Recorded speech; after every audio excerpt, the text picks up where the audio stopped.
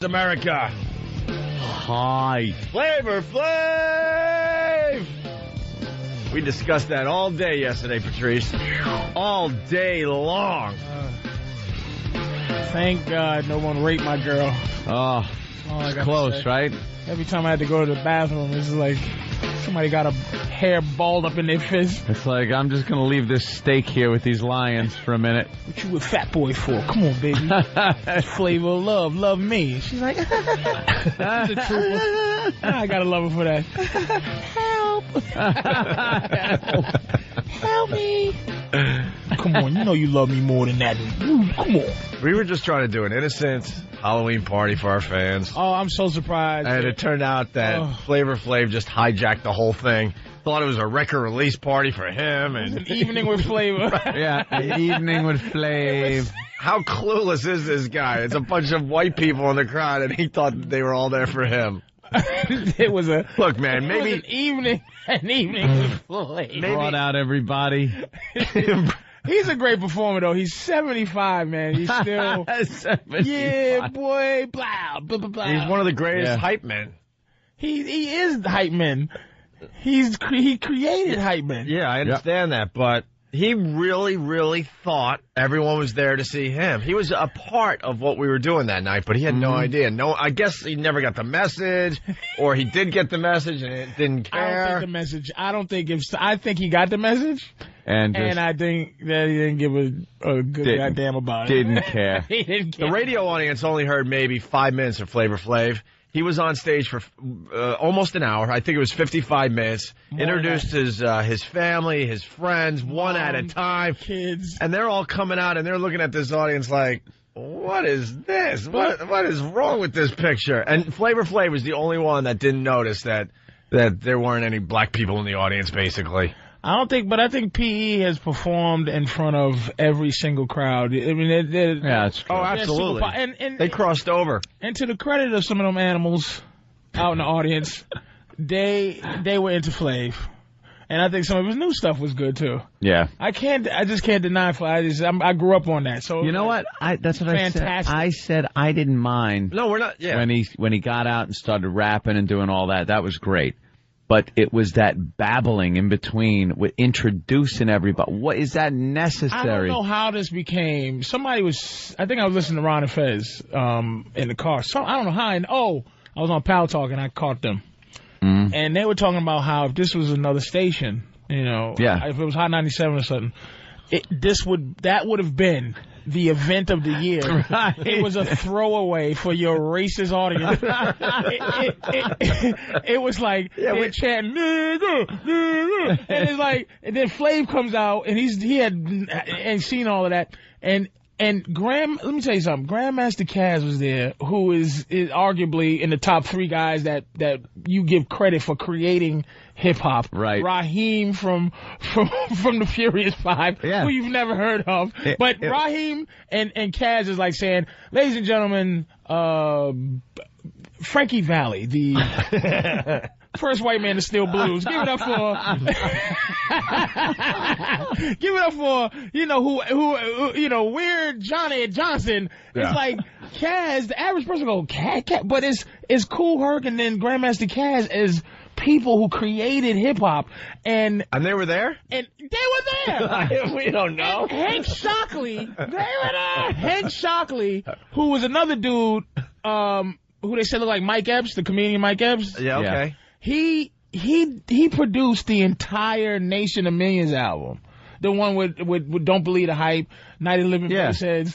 The biggest, they're one of the biggest albums of all time, the top 5 to me, biggest hip hop albums of all time. And he was there? They all was there. I think Melly Mel was there. Run DMC was. So if this was like at the BET Awards or something, and they came out on stage, the audience would have gone crazy. Because PE's been broken up for a few years now. And I don't know if they broke up on bad terms or not. I don't know that story, but they haven't been around a long time. Chuck is like, he's on Air America. He's like real, super political. He's always political, but now he doesn't rap. Yeah. He's like, he's real respectful guy. He's a nice guy. And they haven't been together in so long, but if this was I'm saying you can say Hot 97, right? It doesn't matter. Who cares? Yeah. So if this was Hot 97 or if it was 107, it would have been the biggest event of the year. It would have been covered by the newspapers. It would have been huge. And the media all over the country. Ebony and Jet cover stories. Flav did an impromptu concert. He brought his mama, his kids, his kids, his crew, Grandmaster Cass. Chuck D was there, and Chuck D was there with the intention of being a rapper, right? Which he has not been in a long time. He hangs out with Janine Garofalo now, and the radio thing, and it was wasted on Grand Wizard costume, and not know, and you were pretty funny though, because every couple of minutes you would go, give it up for Flavor Flav. Flavor Flav, everyone. I was just trying to get him off the stage the easiest way possible. Let's move along. And then I would reach over and I would say to Opie every couple of times, and say, what he's doing now is called scratching. Scratching. I looked at Patrice at one point. I go, Patrice, now I know how you feel. This is good. Scratching. Being the only black man in a white man's world. It felt really good. I was very I'm sure happy. it did. Oh, you two jackasses. You had your hands in the air like you just didn't I saw you leaning back in your seat, smiling, going, oh, you were savoring the moment. You were taking pleasure. Stupid wizard costume on. Dude, I had my wizard. I did. I looked like the Grand Wizard of the Ku Klux Klan. Dude, you were taking pleasure in the fact that our show was hijacked by this. And then... did you notice the costumes as this whole event's going down? Like you said, Flavor Flav and Chuck D performing for the first time in who knows how long. All these legends of hip-hop. And in the audience, there's a guy. Well, he can't say it over here, but he's dressed as a male member. Right. Yeah. You got No Filter Paul in blackface on the side of the stage. And you had a guy as Flavor Flav. As Flavor Flav. You got a flasher. You got all these crazy costumes. Here's what made me. I can't tell you how happy I was that you still had to do the costume party after Flav shut it down. I was like, hey, fellas, take care of yourselves. Yeah, you left with the posse. I'm out. You left with the posse. I'm out. You still had to do that dumb costume party. Yep. And the psychos was standing there still waiting to show their costume. Nobody cared. It was like, go Flavor. At that point, it was over. Oh, he just destroyed our whole show. Destroyed the energy. You know what it was like? You know what it was like? That would have been like Simon and Garfunkel getting back together in front of the Nation of Islam. Yes. Yeah. At Mosque number 7 right. in Harlem. Yeah. And here it is. A little brother. And the sounds of silence. Kick it. And this is my mom. And I'd like to introduce Barbara Streisand. Come on out, Barbara. Come on out. Bob, and the people would have been there like, when are these white people getting off the stage? I don't get this. I don't want to. I didn't pay for this. I didn't want to see this. Not knowing that it's like the biggest thing ever. They bring them back. A lot of hip-hop legends on that stage, huh? I am a rock. I am a Time. I See don't, what they've done to me. and they're doing that while everybody's waiting to do caramel apple dipping. Hey, where's the caramel apple dipping contest? How about the guys that are on stage? They're pretty much naked except for their underpants, and they got glue traps all over their bodies, and that's when Flav decided to come out. So then these guys are standing on stage just awkwardly waiting to move on with the glue trap bit. You gotta love his ethic, though. The dude was performing in front of just a crowd full of Klan members with costumes and just frothy eyes, and Flav just in this state of just, I don't know what state denial. he's in. I can't call it denial. Doing comedy when people are booing you at the same time as people are laughing is denial. Like, you're like, all right, let me just focus and plow through this. But he was not, he was going, yo, everybody say, oh, hey, yo, give it up for my mom, man. And my mom's, and, no, check it out, and then he go like that, he kept saying that. Yo, check it out, let me tell you something, oh, he's gonna tell us more.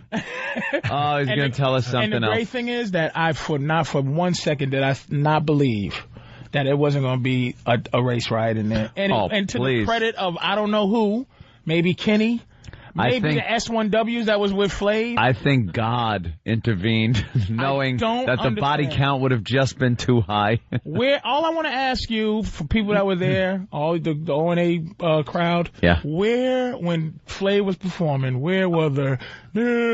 I already said that. We called him out on that. Where was it? Bothering poor Billy Burr. Yeah. Ooh, Billy. Where was it with Flav and a crew of Negroes? We called him out on it yesterday. Where were you? Because they're saying... Called him out. They were starting, F-Free FM chants, and they were out of control until Flavor controlled. They had some chants when you came out on stage. Oh, yeah, but where were they? Where were they when they had all these convicts on stage? But when the S1Ws and a couple of unknown Negroes that you don't feel safe with, good old Safe Patrice, part of the show, real Negroes came in your face, dressed up as Mousetrap, dressed up as me, dressed up as Flavor, dressed up as Opie. Oh, Negro, Jew. Where was it at? Where was Krusty Flavor chants? Nowhere. I bow Nowhere to you, to be found. I bow to you today. You was in complete control. Although I saw your real side, too, in the green room. I thought we were hanging with a real brother. Let me tell you something. I realized there's so many levels of brotherhood. And you're pretty low in the brotherhood ladder there, Let me tell you something. And I'm a homeowner now. There's a different attitude. I want to live. You got to be responsible. Now, I want to live forever. You know how to pick it out. Now, Keith, you're a cop. You know how to pick out. When you're in the streets, you know how to pick out brother that stays in a black neighborhood, lives there, knows a little bit of something, and you know the difference between this dude will kill me. This dude's face... He'll shoot me, and this dude is somebody I can be Mr. Officer with, and some dudes look at you like I said, you can only go so far. I'm hard enough to exist up to about 139. I got 139th Street look on my eyes. Wait, for the rest of the country, we got to bring him into this conversation here in Manhattan. Whitey, in general, we get scared going above 100 Street. Yeah, we go a little higher than that. We could go $110. The average... We could go $110. Average white Joe... And it depends on... Far on the... And for the... on the west side. And also for the rest of the country, we're broadcasting right now on 57th Street. So we could go from here north to about $110, maybe. Yeah. That's pushing it. It depends what time of day it is. But you're saying you could go all the way up to 139th Street. Flav had, look at this. Like I said, my girl was there, and dudes would try to whisper in the air every couple of minutes. Yeah. Go to the bathroom. I come on, go, you all right? It's like, okay, I would, if I had to, I would. But I was not looking for that because he was with 4. Now, he had about 20. Yep. I'm not counting the 2 S1Ws who are security first word, the 2 dudes that were watching the quiet Kenny types. It was 2 black Kennys that were floating around. When Flavor moved, they hand in the crowd. Guys were dangerous, but they weren't dangerous like, oh man, this jerk off. Sorry.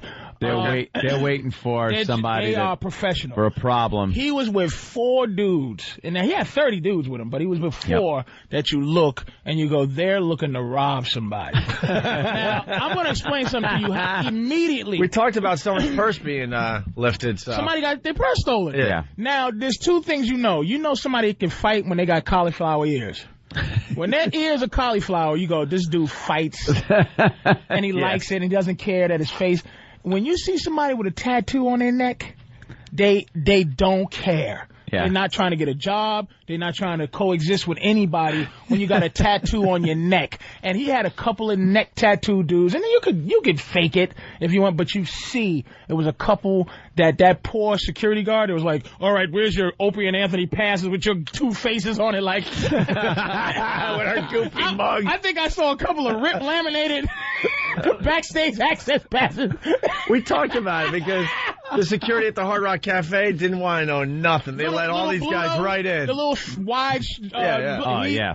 No one wanted trouble. The thing is, there was guys in there. There were some guys in there at My Blackness, which is about 139th, hanging out with Flav, enjoying the residual Flav cooch, residual Flav fame, blasey. But he was with dudes that just wanted to cause some problems, that look you up and down, and get you. It's as simple as that.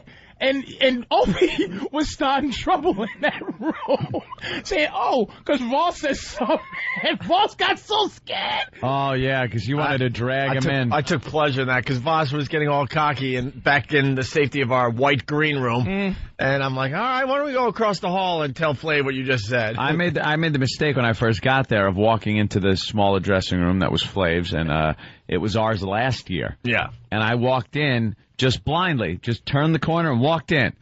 And a couple of his boys are in there. And I went, hi, gentlemen. Didn't get an answer. Got this look like, what the hell are you doing in here? And then I just went, okay. I turned around, walked right out. These guys wanted no part of me. They did no clue that I even belonged in there. This is becoming just an ugly scene. But he's beloved, though. That's another thing. I'm not gonna say Flav. That's who he is. He's just beloved by the hardest of the hard. I mean, Flavor is a hero to the. Somehow they know who to latch on to at any given moment. And Flavor Love, man. Flav's got some popularity now again. Massive show. In the hood, it is bigger than NBC Nightly News. Yeah. Just huge. It is humongous. And I'm gonna say something about Flav real quick. That show, I couldn't watch it for one reason. I've seen all kinds of porn, all kinds of porno, and nothing bugs me more than watching that old man kiss in the mouth. No kidding. All these girls. It bothers me more than bestiality porn. I have seen a pony do things to people, and I've watched it. Man, hallelujah to you. And tongue kissing, watching him tongue kiss, I can't watch it. No, impossible. I watched every episode of Flavor of Love season 2, and you nailed that, man. Yep. Like, oh God. It just time to fast forward. Yeah. All right, we got to take a break, but we wanted your take on that because this thing is becoming legendary now. Flavor Flav came and just hijacked our whole Halloween did show. A nice hour and a half because he did an hour in the middle. Before the show, right? He did I don't know. He did about 10 minutes, then went back to his dressing room, then came out and did almost an hour. Almost an hour. Thought it was his special day. Thought it was his. I really loved it, dude. You know, he thought it was a celebration because his record was dropping. That's the flavor I love, man. Dancing around, jumping on speakers. He's 97. He's the best performer I think I've still ever seen, other than Run DMC. That was amazing. Yeah, watch his energy, man. He's amazing. And I think we said it yesterday. The performance itself was unbelievable. And it was fantastic. Then when he got together with Chuck D, you don't got to introduce your mother and your grandma and the kids and everyone. And the mics were broke, and him and Chuck performed on the same mic, one mic next to each other. Yeah. Until we got the second mic. Man. All right. Patrice O'Neill filling in for Jim Norton today. Jim Norton's down there in Atlanta all weekend long. We got lots to do today. We got Borat coming in today. What? What? I don't know. You don't know? I don't know. See, that's what it is. See, it's like Borat showing up here. You said, is he coming in today? The guy from the movie with the mustache. One of Flav's. You know. No. You know who Borat is? Oh, I know who Borat is. Yeah. Sasha. Yeah. Yeah. Getting massive reviews in the paper today. Everything's 4-star for this movie. Do they love it? They love this more movie. Than love it. Rotten Tomatoes is giving it 95% positive reviews. There's only like 2 bad reviews and people that just don't get it. He's the Andy Kaufman of our time, I believe. Yeah, I said that. I said that yesterday. Yeah, he's doing some Andy Kaufman. It's about time because so many people have tried since Andy left this earth. And are you allowed to say his other character? Who? Ollie G. Ollie G, yeah. Yeah, because he might be super Borat now. It's in character, Ollie G dead. No, yeah. He's coming in character. He's fully character, so if you... Yeah, try to break him today. Good luck. Well, I don't He's doing all his interviews in character. Good luck. God bless him. God bless him. That's why I'm nobody. If I did a movie where I played a character and they go, can you play the character...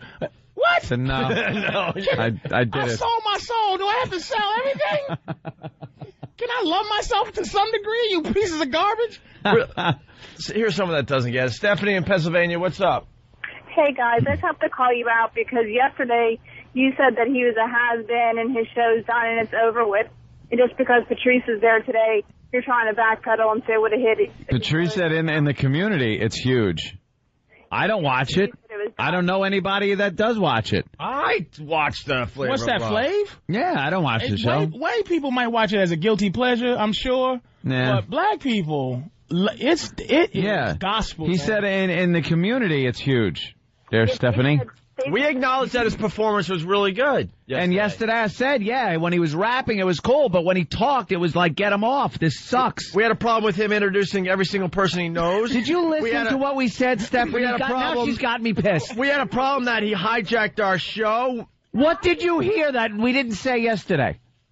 Yesterday you said that his show is done, that it's over, and it is VH1's #1 show ever. Stephanie, we did not say that because we would look like jerks. Everyone knows that Flavor of Love was massive. Now, It was like the biggest show in cable history. You was to say, if she's saying you said that it is over now, I can see that. We said that.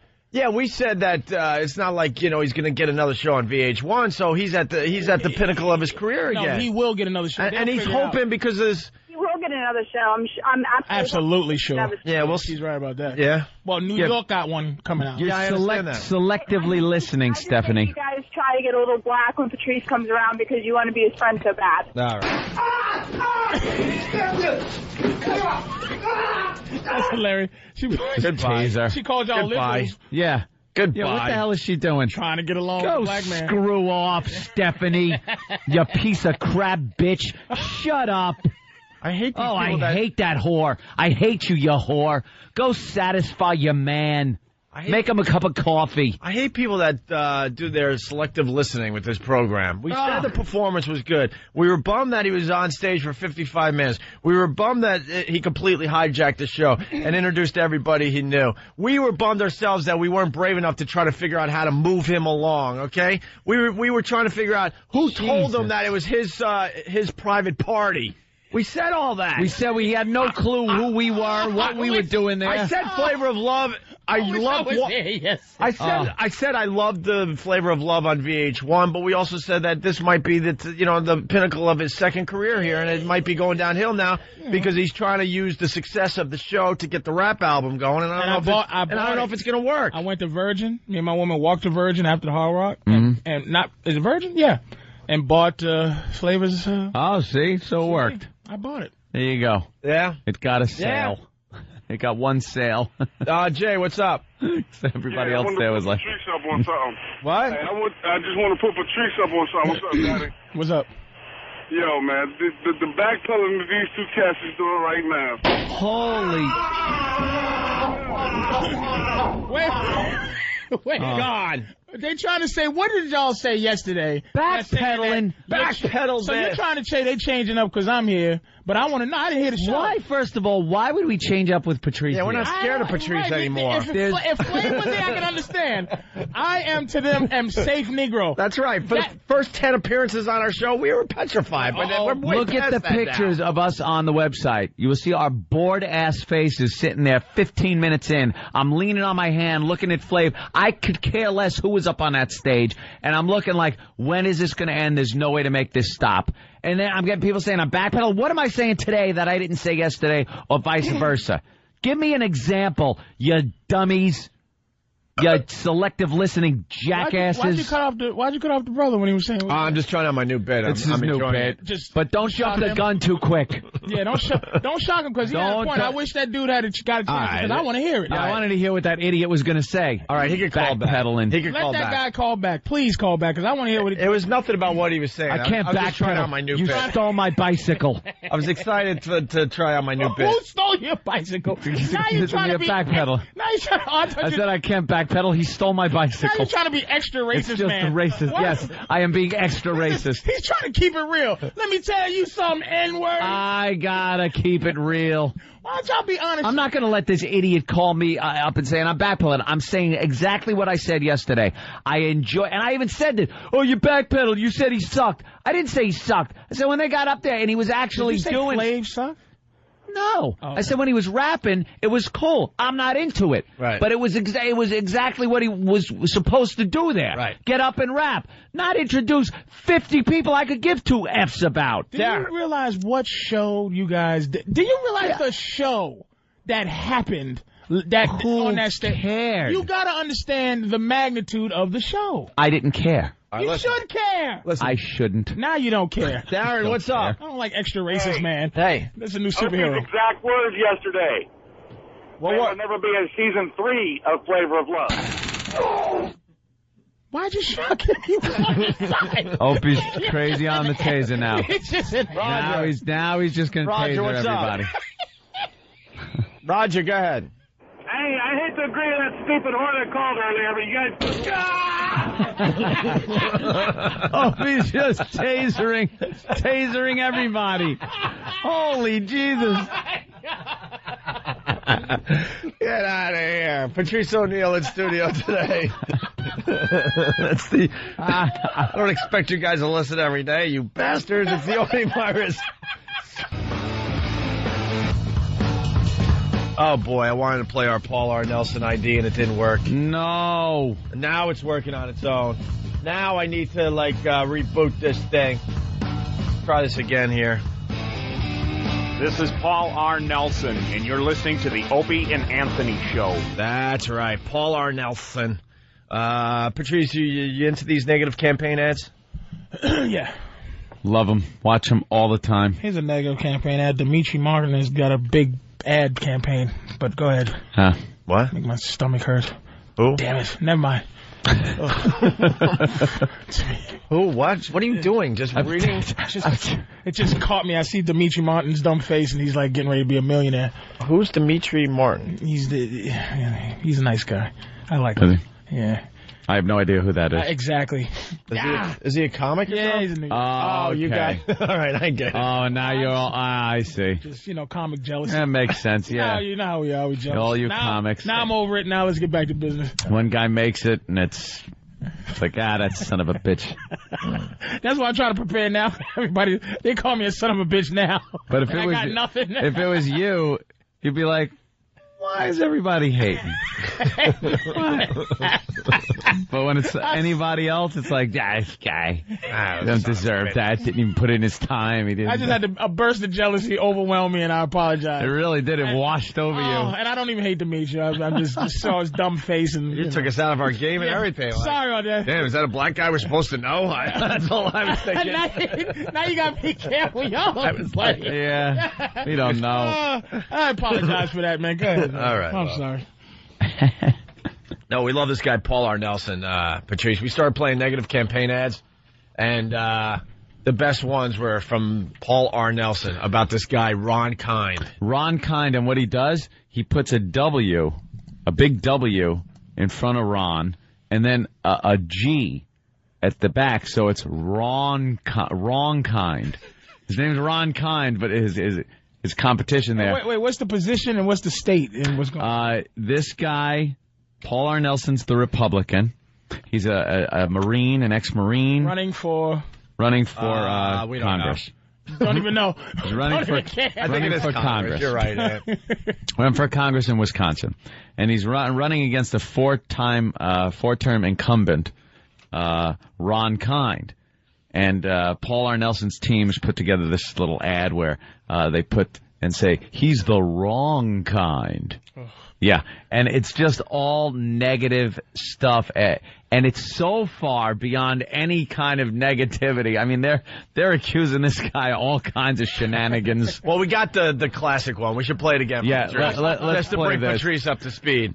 This is the one where we were playing a lot of negative political ads, and they were all good. And then we heard this one, and it was all about Paul R. Nelson from that day forward. I'm Paul R. Nelson. Listen to this. With our servicemen and women facing death every day, what kind of congressman would try to gut military spending? The wrong kind, Ron Kind. That's right, Congressman Ron Kind is repeatedly voted to deprive our troops of the funding they need to fight for us. But Ron Kind has no trouble spending your money. He would just rather spend it on sex. That's right, instead of spending money on cancer research, Ron Kind voted to spend your money to study the sex lives of Vietnamese prostitutes. Instead of spending money to study heart disease, Ron Kind spent your your money to study the masturbation habits of old men. Ron Kind spent your tax dollars to study something called the bisexual, transgendered, and two-spirited Aleutian Eskimos, whoever they are. Ron Kind even spent your tax dollars to pay teenage girls to watch pornographic movies with probes connected to their genitalia. Ron Kind pays for sex, but not for soldiers. If Ron Kind had better priorities, you wouldn't be having to hear this. Ron Kind is out of touch, and soon he'll be out of Congress. I'm Paul R. Nelson, and I approve of this message. I'm Paul R. Nelson. I'm Paul R. And I Nelson. approve of this message. Paul R. He sounds like he has something tied up to somebody's genitalia. I'm sure he has a small child in a closet somewhere locked up. Is he just the best? We hated him at first, but now we love him. We don't care what he stands for. I just love the fact that he is willing to go out on a limb and put out a negative ad campaign like that. Just the worst. Yeah, well, we got the latest Paul R. Nelson commercial. Oh, good. Wow. And this one's supposedly pretty good. A new one. No one has heard this yet. All right. We have connections now in the Paul R. Nelson camp. Yes, we do. Because even Geraldo played that last ad on his show last night. He did? Yeah, it's all about Paul R. Nelson. How did we pick up on him so early? I don't know, but everyone's jumping on now. Wow. We just lucked out. Yeah. I would love to say we're that damn good. We just lucked out. Like we're like Kreskin. But we have the brand new ad that no one has yet. All right. And we're not even allowed to tell people how we got it. Okay. I don't mind. As long as we have it. Here it is. The latest Paul R. Nelson campaign ad. Dearly beloved, we're gathered here to witness the marriage of this man, Bruce, to this other man, Bubba. If anyone objects to the marriage of Bruce and Bubba, let him speak now or forever hold his peace. Well, preacher, I object. Oh, thank God. State your objection, sir. Well, preacher, it's two dudes. Well, Ron Kind says anything goes. He says I can marry anything to anything. Well, preacher, Ron Kind is the wrong kind of guy to get advice from. Hey, today it's two dudes, tomorrow it's two dudes, a lesbian, a pedophile, and a partridge in a pear tree. I think we better stop playing games with holy matrimony and leave things just the way God showed us in the Garden of Eden. Adam and Eve, not Adam and Steve. Romeo and Juliet, not Romeo and Julio. I'm Paul R. Nelson, candidate for Congress. I approve of this message, and my committee paid for it. If you support traditional American values, help me keep marriage sacred. Vote yes on the marriage amendment and vote Paul R. Nelson for Congress. Wow. Paul R. Nelson. Did you say Paul R. Nelson? Oh, Does Ron Kind, does he have a I said, did you say Paul R. Nelson? yes. I'm Paul R. Nelson. Paul R. Nelson has left the building. How great is that? The mega mix that one of the fans sent in. Oh, God, that song was stuck in my head all morning. Yeah. I woke up with it in my head. I'm driving to work singing the Paul R. Nelson Funk Soul Brother song. What do you think of the new ad? I love it. So Wow. They just have gone completely one way. They've gone completely with the mudslinging tactic. Yeah. And yeah, I hope it works for him. I don't know. Like I know what his stance is. It's really hardcore right wing Republican, which I'm really not into. You know, I'm more. I'm sorry, what? I am not into hardcore right wing Republican politics. I'm also not into left leaning bedwetting liberal politics. I like taking a little from column A, a little from column B. Right, you make up your own mind. Can you tell me Yes, sir. what's the little from column B? Because column A, we've seen you have Nazi helmets and guns. See the, and you hate all races and creeds and colors. Now, what's the other side that you take a little bit You do of? see a lot of the right on me come out, but a lot of that comes out on the radio show, so it's actually a good question. The left, what do you take from the left? I keep camouflaged a lot. I'm a pretty charitable guy when it comes to you things. give the white charities. That does make charity does not mean White left. charities. There are enough black people giving to black charities that I feel I don't have to cough up my hard-earned money. You know Wow. what? You know what Hold I give? on, wait a you know minute. what I give to black charities? It's called my tax dollars. Somebody on the left side, catch him because he's falling. Right on the left. Hold on, he's leaning left. He don't give to no nigga charities. It's called my tax dollars. Those are my charity contributions to the black community. What is the left side? The left leaning that I have a little bit. Oh my God! I'm not. I'm kind of with you, Patrice. I don't really hear a lot of the left coming out of Anthony. I'm not one of these staunch supporters of George Bush. I think he's a boob. I think that's not even that's not even his wife don't even like him no more. How about gay marriage? Come on, gay marriage. I'm fine with that. Come on, I could care less. There you go. Gay marriage. Gay marriage. He wants Bruce and Bubba to get Tony married. Duke. Abortion. I say let women have them whether they want them or not. In some cases, I say let the boyfriend make up their decision. Oh, can I interrupt for you almost ambidextrous? Can I interrupt? Dr. Martin to surgery. Doc Martin. Wham!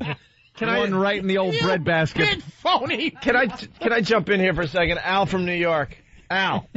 Hey, I just gotta know, is that a bit you guys made, or is that a real commercial? See, that's what's getting so confusing now. People really think we're just making up Paul R. Nelson commercials. That is a real Paul R. Nelson commercial. The commercials you've heard are... That's going to be hitting the airwaves very soon. Genuine Paul R. Nelson commercials. The song is a remix that somebody did. That didn't come from the Paul R. Nelson camp. No. Although, I think if he wins, they should play that behind him as he's accepting his victory.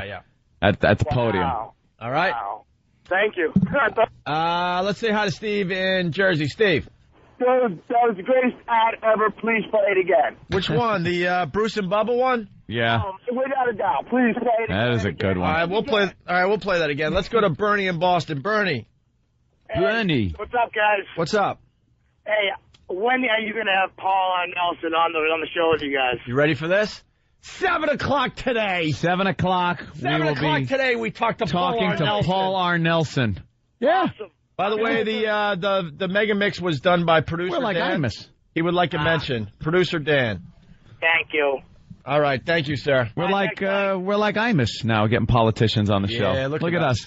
Look at us. Paul R. Nelson, we got a congressional candidate from Wisconsin. People don't understand how messed up this is because I don't think we agree with a lot of the stuff he's saying. No. And we know that Ron Kind isn't obsessed with the masturbation habits of old men. And we know we see through all this crap. Do you have his platform? You can't tell from that commercial? But I'm saying all of his whole platform. It is so right down the right-wing line. Yeah. I mean, anti-abortion, anti-stem cell research, anti-gay marriage, staunch supporter of Bush and the war in Iraq. Anti-sex in general. Really? He's not just for procreation. He's not into sex. Seems like a very religious guy, very family-oriented guy. He's got the wife, the kids, the whole thing, and he's just using Ron Kind's platform of what he wants. What Ron Kind was doing was trying to get a bill passed that would fund a sex study. That included all these things, like Vietnamese prostitutes because of the spread of AIDS. Like they wanted to see how that worked. The old men taking care of themselves at the old age home is just like the sexuality of older people and what they might need to make their lives a little better as they get older in that way. Just this overall sex study. But he made it sound like in that commercial, like he's pulling out tax dollars going, show me some Vietnamese prostitutes. Here, I got some tax dollars here. All right, hook up that electrode over there to that teen girl and let her rip. You know, it's kind of taken out of context. Oh, yeah. That is hot, by the way, that is sexy. And he justified it by saying, you know, if he wasn't doing these things, you wouldn't have to hear it on our commercial. That's right. But we're going to tell you anyway because he knows it makes a good commercial. On the official Paul R. Nelson website, we get a plug. T-shirts. The Paul R. Nelson T-shirts are officially sold out. And then he writes, thanks, Opie and Anthony. Yeah, I guess a lot of the pests and fans of this show absolutely wanted the Paul R. Nelson T-shirt, so they went to the website and they're wearing them now. Just the dregs of humanity. Why? Walking around with the Paul R. Nelson. Why can't you support... All right, look, because I'm Paul R. Nelson. I'm Paul R. Nelson. Let's play the spot again. I guess nobody's serious is that funny. Yeah. Yeah. Once again, here's the latest Paul R. Nelson commercial. It's entitled Bruce and Bubba. We can't write funnier stuff than this. No. Great. Dearly beloved, we're gathered here to witness the marriage of this man, Bruce, to this other man, Bubba. If anyone objects to the marriage of Bruce and Bubba, let him speak now or forever hold his peace. Well, preacher, I object. Oh, thank God. State your objection, sir. Well, preacher, it's two dudes. Well, Ron Kind says anything goes. He says I can marry anything to anything. Well, preacher, Ron Kind is the wrong kind of guy to get advice from. Hey, today it's two dudes, tomorrow it's two dudes, a lesbian, a pedophile, and a partridge in a pear tree. I think we better stop playing games with holy matrimony and leave things just the way God showed us in the Garden of Eden.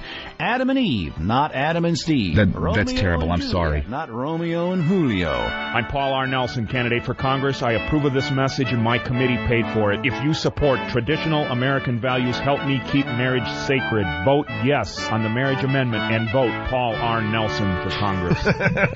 Vote Paul R. Nelson, people. Yeah, he'll be on the show in a few minutes here. Paul R. Nelson. This segs into something that's been pretty cool. We've been asking the listeners to come up with anti-political ads for members of the Opie and Anthony show. Yeah. And there's a couple that came in that are really funny about Anthony. Yeah, I don't understand it. And here, listen to this really fast. This is from Joe. In dieses Amtseintrag, so will ich das sehen. Ich tat es nicht um Gehalt und nicht um Lohn. Ich tat es deiner selbst wegen. This is Anthony Cumia, and I approve of this message. I don't think I approved of that. Isn't it simple, short, and sweet? Maybe before we get fired, we'll explain. To help out the listeners, we all said, I'm Opie, and I approve of this message. And we went around the room, and so they could tag their spots. Actually genius. I want that translated. I'm not sure I approve of that message. This is Anthony Cumia, and I approve of this. I could have just been talking about the trains. And then this came in from Beth H. Candidate Anthony Cumia wants you to think he's a regular guy. But is he? Do you shop on Rodeo Drive? Anthony Cumia does. Do you live in a mansion in Long Island? Wow. Anthony Cumia does. Wow. Do you drive a Shelby Mustang? Well, guess what? Anthony Cumia does. Do you have mind-blowing sex with a girl half your age? That's right. Anthony Cumia does. Candidate Anthony Cumia. What a lucky This is Anthony Cumia, and I approve of this message. The tag. Wow. Wait, is that an anti-you? But she started off saying he wants you to think he's a regular guy. It sounded so anti until the end. Yeah, but then he realized, you know what? This isn't a bad thing. How come they're all about me? That should have been an Opie. This is Opie. Greg Hughes, and I approve of that message. I'm kind of happy they left me out of it, man. But we all threw our tags out there. Jimmy did, everybody. But they're all about me. They left me out of it. Here's the last one we'll play for now. Anti-Anthony. This is from John in Hartford. This is one of my favorites that came in. Well, that ain't it. No. Anthony Cumia. Hold on. But that was another one against me. Jesus. Who they hate me. Before you head to the polls... No, here it is. I'm not having a good time with these CD players lately. Before you head to the polls this November, Steve C. would like you to know a few things about his opponent, Anthony Cumia. Did you know that Anthony Cumia doesn't like black people? In fact, he lives in one of the whitest neighborhoods in greater New York City. And though he may be surrounded by Jews, it's a known fact that Anthony Cumia is a Nazi. And during a recent skit on the Opie and Anthony program, Anthony played the part of Senator Mark Foley. Kid toucher? You decide. Steve C. speaks with perfect enunciation and inflection. Steve C. has never had a girlfriend placed in a loony bin. Steve C. cares about the environment. He drives a hybrid, not some flashy Mustang. Steve C. cares about the environment because he lives in the environment. Grr. Paid for by the World Wildlife Fund. Steve Irwin, treasurer. Steve C. That was a pro Steve C. Yeah. Anti. Martini Steve? Yeah. All right. Anti-me. Anticlimactic. The other ones were a lot Actually, what was good about it was the music in the back. You got to hear it. Yeah. It Boom, was well the done. ominous music when they talk about me. And then it gets all trumpet. nice. Yeah. Right. Patriotic. But that's what they do in all these all right. spots. We got to step aside. This show's going to move real fast. We got Paul R. Nelson next. We also have Borat coming in about half hour, I guess. Nice. All right. Patrice O'Neill in for Jim Norton. Jim in Atlanta all weekend long. There you go. There's all the info you need. It's the O&A virus spreading across America. It's good to know. Phil Mushnick. Phil Mushnick. Phil Mushnick. Phil Mushnick. Phil Mushnick. Ned Ryerson. He's sports writer, I guess. In the New York sports Post. complainer. He's not even a writer. He just bitches about everything. You know what? We like to bring the whole country into our discussions. I have no doubt every paper in America has a Phil Mushnick.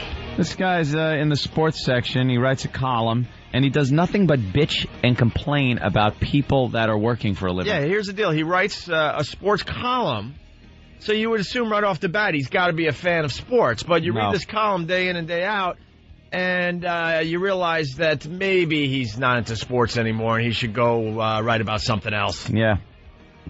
So today he takes a shot at us. Yeah, has a little problem with us. Wednesday, he writes, during the Knicks opener, Madison Square Garden Network twice ambushed its audience with that Opie and Anthony radio show ad in which they tell a woman that it's not her dress that makes her look heavy, but her, and then he puts expletive. Really? Her expletive? I'm thinking in my head it's got to be worse than ass. I would have to go with the F word. Right. C. Or maybe the C word. Something awful, yeah. Other than demonstrating that Opie and Anthony are vulgar, what's the rest of this message? That they're cruel?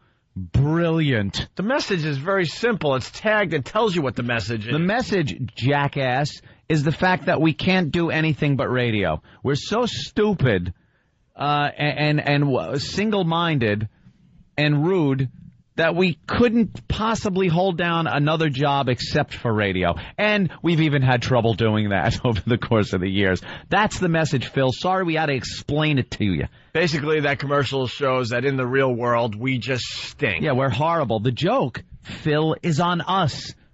That we can't work, we can't operate as normal human beings in real life. So we have to sit behind these microphones because it's the only place we can really function. See, Phil? God, when you got to explain it to retards. And while these two champs are so hip and happening, should we forget they eagerly threw in with Vince McMahon to host his NBC XFL pregame show, which was not only pure and predictable garbage, but served as the warm-up act for history-making garbage. Well, Phil, yeah. But you know something? Well, he's always had a problem with Vince McMahon. Yeah, he hates Vince. He goes after Vince McMahon all the time. Hates him. Not as much lately, but he thinks, that all those wrestling shows don't have a place in our society, don't have a place on TV. And he was really jumping on them when they were at their peak. Right. You know, where a lot of people were watching and entertained by it. We're embarrassed that we did the XFL because it didn't go anywhere. That's the only reason we're embarrassed. And let me tell you something. I got no embarrassment for it. Somebody offered it.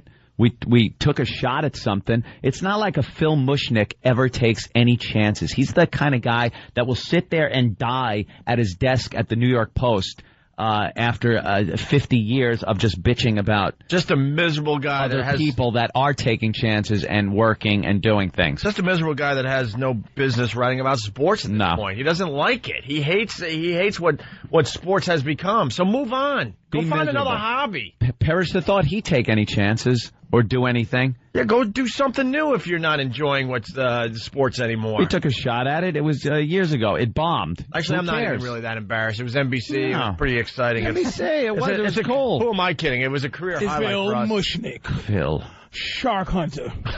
You can't do much with Mushnick as a lesson. Yeah. No, just the name alone. When he shakes your hand and goes, "I'm Phil Mushnick," don't you just you want to go ugh and wipe? You want to Purell your hand. I guarantee when people work with him, like people that go, "Hey Mushy," or Yeah, PM, he hates anything that... Mush. Yo, Mush, what do you got today, Mush? Don't call me Mush, it's Mush Nick. Why can't they just call me Nick, not the mush part?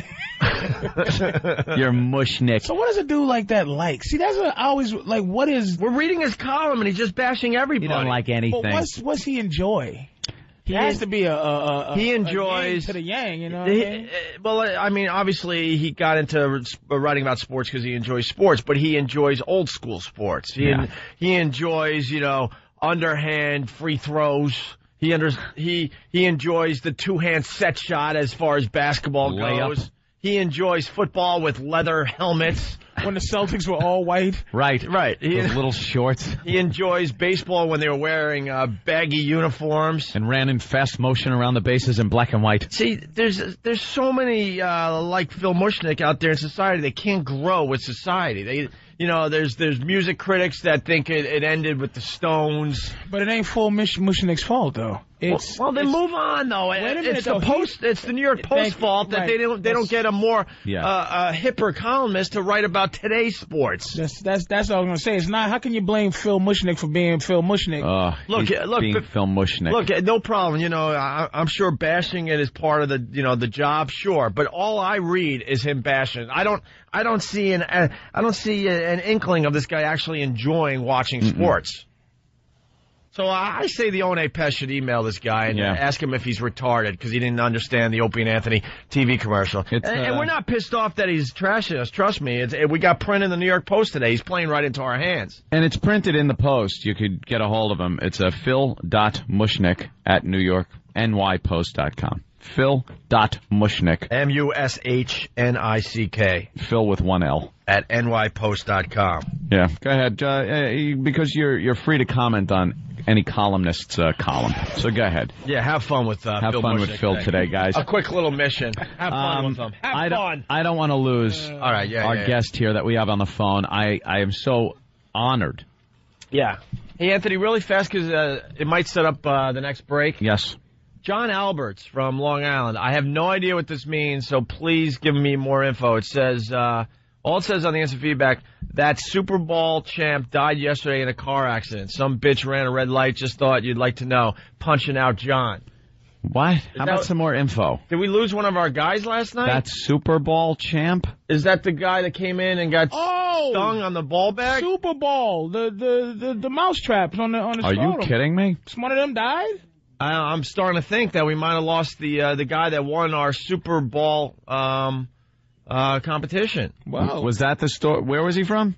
It's maybe that's the story on the TV. Northport story? I don't know, but that's all John is writing so far, and it just starts in the middle of a sentence. That Super Bowl champ died yesterday in a car accident. Well, get more info on that, people. We need more info on that. But without further ado, let's say hi to Paul R. Nelson. Hey, good morning. Thanks for having me on your show, gentlemen. Mr. Nelson, it's an honor to speak to you. We've been keeping track of your campaign over the course of the past few weeks. And, it's an honor to talk to you. You've been a lot of controversy. I've seen you on TV a lot about your ads against Wrong Kind. That's correct, and some of that credit has to go to your show. When you guys picked up our ads and crashed our website, our phone started to ring off the hook. I know for a fact that reporters working for the Washington Post and Tucker Carlson and others at MSNBC listen to the Opie and Anthony show. Yeah, absolutely. And now, what do you do for a living? You're a real estate agent? I'm a real estate agent and a hockey dad. A hockey dad. Now, that's something we're a little confused about. We know what soccer moms are, but what's a hockey dad? Hockey dad. He likes to knock his kid's teeth out. Follows his kid to hockey every night. Oh, you take your kid to hockey. That's nice. And you come off like a very wholesome guy, very American, kind of American dream family. You know what that is.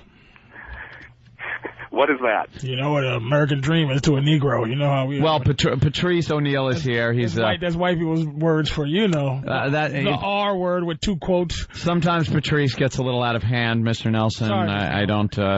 just don't pay any attention. I just want to know, how do you feel about 300-pound Negroes sleeping with small white women? He doesn't... You know something? He's laughing. He's laughing. Could we maybe get a few minutes of a Paul R. Nelson interview? Well, you don't think that that's a valid question? What if I wanted to vote for Paul R. Nelson? I'm a big black man. I want to know if he minds if I come to Wisconsin and deflower a couple of delicious blue-eyed devils. Let's keep it simple. Paul R. Nelson, are you a fan of the Negro? I'm a fan of all people. All people. That's what Paul's been about. How about those Mexicans that are sleeping and peeing in the spinach? Oh, okay, Paul. What about immigration? What's your stand on immigration and the situation we have with a lot of illegal aliens coming over the border? Sure. Hey, we've been very clear on our positions in our ads that we're not a very nuanced campaign. We try not to leave a lot of room for ambiguity. Mm-hmm. I would be against illegal immigration. Of course, Wrong Kind would be one that would want to sponsor amnesty for illegal immigrants. So that's all we're pointing out. And people keep talking about our attack ads. You will note in our ads that we do not go after Mr. Kind for personal financial malfeasance or marital infidelity. We are simply pointing out his voting record. These really are not attack ads. They're really what the campaign is supposed to be about. No, telling the voters the difference between what the two candidates would vote. I understand that, Mr. Nelson, and believe me, I am a fan, but let me play the devil's advocate here. Do you think that your ads kind of leave it a little vague as to where that money was going, really? It kind of comes off like a Wrong Kind is taking the taxpayers' dollars and going to Vietnam and paying for hookers. It sounds a little worse than it really is, because I think in actuality it was a bill based on a sex study all wrapped up into one. And it kind of sounds like these are separate incidents in your ads. Right, and but the language in this ad, and that's why we put the NIH grant numbers, the To Me amendment number. I mean, we live in the information age. People can go to our website at paularnelson.com, and they can look this stuff up. This is part of the congressional record. The words that we used in the sex studies ad are part of the congressional record. It's actually really, really accurate, and I would certainly challenge it. So you think Ron Kind is obsessed with the masturbation habits of old men? No, I don't think he's obsessed, but I do think that he knew what he was voting for when he voted to fund that study. Yeah. Paul, you mind if I ask you a quick question? Patrice O'Neill. Patrice O'Neill here. Black man. Two man to man. You don't think, just man to man, you don't think that hooking up electrodes to a woman's vagina and making her watch porno and see how she reacts to it is a little bit sexy, just as a man? I know you're running for Congress, but just as a dude chilling out with a beer, you don't find that to be hot? The point that we're making, whether or not we think that may be an interesting study. Yeah. That someone took the time to take an electrode. All right, be careful, Patrice, because they're dumping out.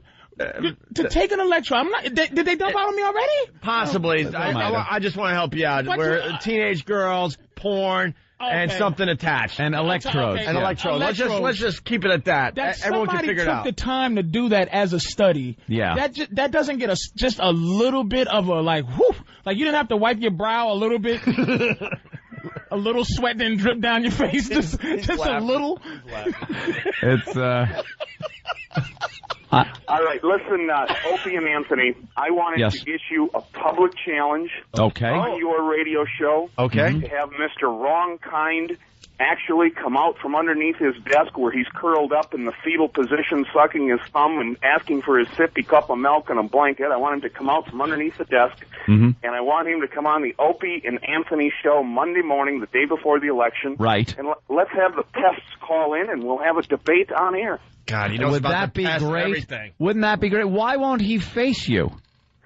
Wrong Kind is scared to death of the things that we've been running, the ads that we've been running in this campaign, because as I mentioned, we have been running ads that accurately depict his votes. And Mr. Kind, his values and his waste of taxpayer dollars are well outside of the realm of the voters here in Speaking of which, we got the brand new ad. I don't know how we got it. Wink, wink, nudge, nudge. The Bruce and Bubba ad. I love the Bruce and Bubba ad. Well, we happen to think it's a moment of brilliance. You know, we have a lot of young people in this country that don't pay attention to politics because they think it's boring. And we put some things together that we think have made budgetary issues a little bit interesting, and now we put an ad together that we believe will make the gay marriage issue a little bit interesting to young people. And I don't think that young people understand how much power they can have in an election. Your listeners, they want to go on our website at paularnelson.com, make a small contribution to our campaign. We are beating the political life out of Wrong Kind with these ads exposing the way he votes. So you're not a fan of the fruits? I'm not a fan of what? You know, fruity people. Look, they can do anything that they want. We're not putting any restrictions on people, but you can't tear down our institutions. And the institution of marriage has served mankind pretty well since, as we point out, I think straight couples have already destroyed that institution. I mean, let's be honest. That's a fair point, right? I mean, what is it? What's the stat up to? Like 60 to 70% of all marriages fail? That's a fair point, man. I mean, we've already destroyed it, so. All right, Opie, you man-loving. Just take. That was a fair. You listen to Paul R. Nelson's ad, and you tell me if that sounds. I say let them suffer like us, right, guys? You sound like you tell me if that sounds like something you want this country running around with men walking around, men holding hands and being married. That's not me, Mr. Nelson. They only want to get married for insurance reasons. With your platform. They would stay doing because men don't want to get married, but they just do it because they didn't get insurance. Are you for anything like that, like some kind of legal, not a marriage, but some kind of joint partnership between gay gentlemen or women that they can then get benefits and health care together? Well, listen, fellas, anyone can go to an attorney. You can own property together. You can put together joint agreements where you can visit each other in the hospital. Certainly, people can live however they choose to live in a legal contract, legal agreement. Right? That's fine, some kind of contract, but not in the eyes of God. Well, however, the legal definition of marriage has been a sacred contract between a man and a woman. I just think it would be very destructive to our society to go ahead and do that. And we can look to Western Europe, to Norway and Sweden and the Netherlands, places where they've done this, and it has certainly been destructive. Paul, what if they're two really hot lesbians, though? You know, not the butchy kind, you know, but like lipstick lesbians. Not the ones that are shown on the news when they get married. Jesus. He's laughing. That's what I'm saying. It's like, isn't that Paul, come on. I love Paul R. Nelson. Isn't that more for us? Isn't that more? Paul, you got to lean a little bit for us. I mean, all right, man on man. All right, let's be honest. We all understand that. But lipstick lesbians, where's your stance on that and them getting married? With gay marriage, we're gender neutral. He's pretty straightforward with that one. What's your stance on lesbians and electrodes? Well, he's already stated. How about Vietnamese lesbians with electrodes? With old men watching. That's something Wrong Kind wants money going. That's wrong kind. To Wrong Kind. Did you guys just sit in that room when you figured out that you could put a couple of letters at the beginning and end of his name and make it wrong? Did you guys just go, "Oh my God, this is great"? And as we were sitting at the table discussing this, we realized we had destroyed the man's political future right there and then because. How do the polls look, Paul? Not looking good for Paul. Yeah, we haven't taken a poll at this point. He doesn't want to know. No, why? What's Paul? You gotta be honest here. You know it's going to be really, really tough to win this election, right? No question. Every incumbency is extremely strong. Yeah, that's why incumbents, challengers have to come out and they have to make very articulate points, and they have to tell the electorate why it is that you should fire the incumbent. And I think we've been doing a fairly good job of pointing out some of those reasons. Hey, Paul, I think I could help you out. Yeah. Okay. I got pics. I got some pictures you might want to see. What, you got Wrong Kind there? I might have some pictures. What do you got? Don't believe him. Look how excited. You can tell how excited Paul R. Nelson is. I call him Wrong P. He's Wrong Opie. What about abortion, sir? Where are we at? Hey, come on. You guys have listened to the commercial. I'm a pro-life candidate. Yep. 4 children, 1 on the way. So I'm a big supporter of children. Yeah, he's you're pretty much right down the line, Republican, conservative. That's probably a fair statement. Yeah, fair statement. How about taking it out from time to time there, Paul? You like Sean Kemp. Paul, I gotta be honest. I once held hands with a man at a Mets game. Yeah, I have too. My dad. Aw, that's sweet. What? His dad. What about him? He held hands with him. Oh no, this was just another man. Who? That I wasn't related to. This is something I've never heard of, Paul. Oh no, I could see it now. The Paul R. Nelson and Anthony show. I don't want any part of this. Opie holding hands with them. I told the story on the air. Where are you at with me, Opie, holding another man's hand that I wasn't related to at a Mets game? Opie, I'm fine with that. I'm fine with you doing anything you want with another man, short of getting married, Opie.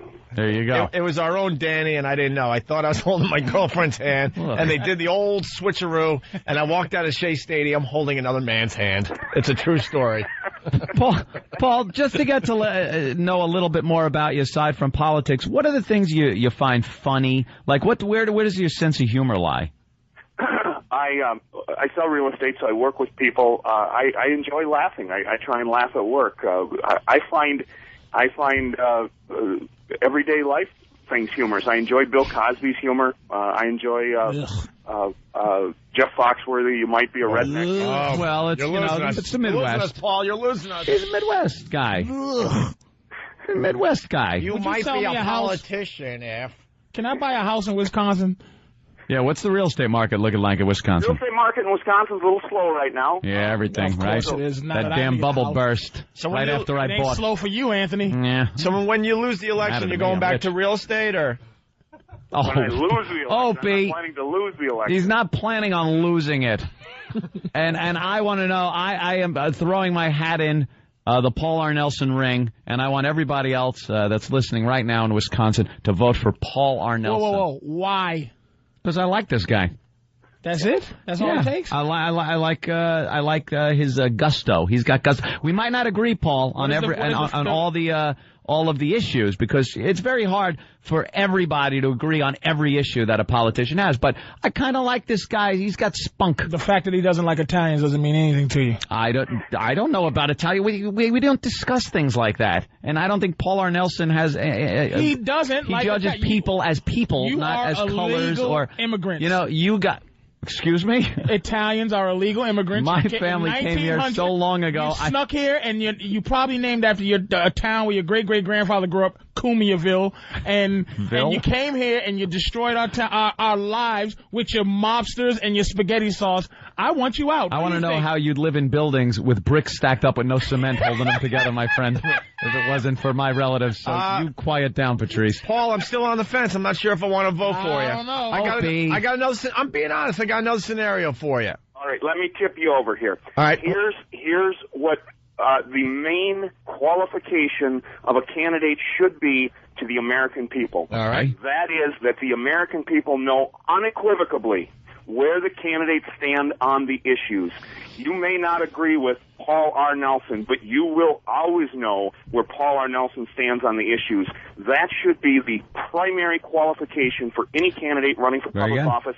And I submit to you that most candidates do their hardest job of trying to obfuscate the issues and confuse the American people as to where they stand. All right, I got one more scenario, and how you answer this question will decide if I vote for you, okay? Oh, boy. Let's just say there's a guy from Long Island who went to college in Geneseo at a state school, and he was very lonely. He was 400 miles away from home, and he wanted to join a fraternity to get some friends and a social life. Mm-hmm. And let's just say this fraternity made him drop his drawers and pick up marshmallows. And then maybe waddle across the floor and drop the marshmallows on something that represented maybe another fraternity that they hated. And he wasn't using his hands at the time. And he wasn't using his hands. Right. Well, where do you stand on that? As long as he's not marrying the marshmallows, I'm okay with that. Okay, see? I vote for Paul R. Nelson. Paul R. Nelson. And, Paul, if we may, this is a very good question that Patrice brought up. What does the R stand for? Raymond. Paul Raymond Nelson. Hey, Paul, did you hear our mega mix yet? I have not. Oh, you know what? We have heard your mega mix, and I wanted to thank you guys for that. We noticed in our campaign office, by the way, we've listened to almost every show where you've been talking about us, and my campaign staff laughs until they cry. Oh, good. Yeah, we're really funny. They've become big fans. But I've noticed yes. over the days that you have become more of a fan as you've explored our issues. Actually, we started by hating you because of the negative ads, but then we're like, man, there's a sense of humor in these ads, and then you completely turn us around, and and I don't even know if we agree on anything. Not there, like I said, there are a few issues I agree with, a few I don't agree with, but you do, like he said, you do know what he stands for. And I don't know what this wrong kind is all about, except he's kind of hiding. All right. That's what I see. He is absolutely hiding. I think your pests need to get him out from underneath his desk and motivate him to pick up the telephone and call the Opie and Anthony show, and so that we can have a debate on air on the Opie and Anthony show. All right. Paul, any problem with somebody maybe collecting World War II memorabilia? Because I do that. Oh, not a problem. I sold a house recently for a fella that had his whole house full of World War II memorabilia. See, thank you. Can we be specific here and say Nazi? No, it's from all sides. I have a British Enfield rifle. Time out. That gun control, Paul. Conservative Republican. I'm all for guns. All right. I love this guy. See, how about black men with guns? Illegally. All about guns. If they're legally obtained. How about nines, nigga? Yeah, we gotta go. Paul, thank you so much for checking in with us, and good luck on the election. And pests, help out Paul R. Nelson. Paul R. Thank you, gentlemen. Thank you. All right. There he goes. Peace out. Paul R. Nelson, everybody. This is Paul R. Nelson, and you're listening to the Opie and Anthony Show. All right. It's Paul R. Nelson. I can't believe we talked to him. He's like a celebrity to us. I love Paul R. Nelson. He's just a dumb real estate guy from Wisconsin. He's a real estate guy. But he's a celebrity now. He's a celebrity. All right, we got a break because we got Borat coming in. It's the One virus spreading across America. The movie opens today. I can't even, the movie's called Cultural Learnings of America for Make Benefit Glorious Nation of Kazakhstan. But it's getting massive reviews. New York papers giving it 4 stars. All of them giving it 4 stars in the New York papers, I guess. RottenTomatoes.com, 95% good review. Good review. I talk like him now. Good review. Who's the idiots that didn't give it a good review? Just Who are the people that didn't get it? Just some dope, too cool for the room, saying he's ripping off Andy Kaufman. Phil Mushnick. All right, I was answering your question, but you two speak amongst yourselves. Who cares? Whatever. Talk amongst yourselves. Now, one ass saying that he's doing a cheap Andy Kaufman, which I completely disagree with, by the way. The guy's just a dope. He's just too cool for the room. He has to be the one. Like, I'll be the one that writes the naked review on the movie. Phone ringing. How about Linda Stassi? Huh? How about Linda Stassi? Did she give it a bad review? I don't know. She doesn't do movie reviews, so. No? Well, hey, that was the big intro for Borat. What's going on? Maybe we can't do a better job than that. Maybe he's busy. He's in bathroom? He's in bathroom. Be right back. He's in bathroom. Be right back. Maybe he decided not to do our show. Maybe he got some last-minute info on us. He was offended that Paul R. Nelson was a guest before him. Hey, we can take a break and completely catch up and then get into Borat. Oh, wow. I don't know. What do you think? Where is he? Is he taking a you-know-what? A duck? Is he panicking on us? No. What's happening? How can he panic? Hey, Borat! We're on in the bathroom, so. Are we? Borat! What are our numbers in the bathroom? How's it coming out? Doing good? 2 out of 3 stalls love us. All right. That's good. We're up. We're up a bit. I don't know what to do. Is he coming down the hall? Oh, my God. If we break, we could be back on track. Should we do that? He's going to have to wait like 7 minutes. All right, let him dump.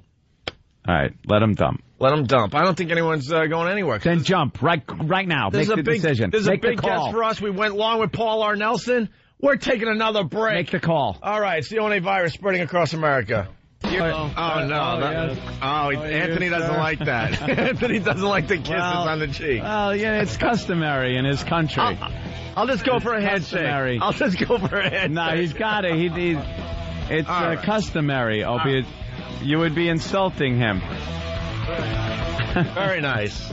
Now you got to put some Purell on your cheeks, dude. I could. Hello. Oh, feel free to sit right here on this beautiful red couch. Yeah, well, we tried to get Borat in about 15 minutes ago, but at the last minute he had to go to the bathroom. Yes, I needed. I had problem with my anus. Yeah. Last night, I very excited. I go to your nice restaurant, McDonald's. Yeah.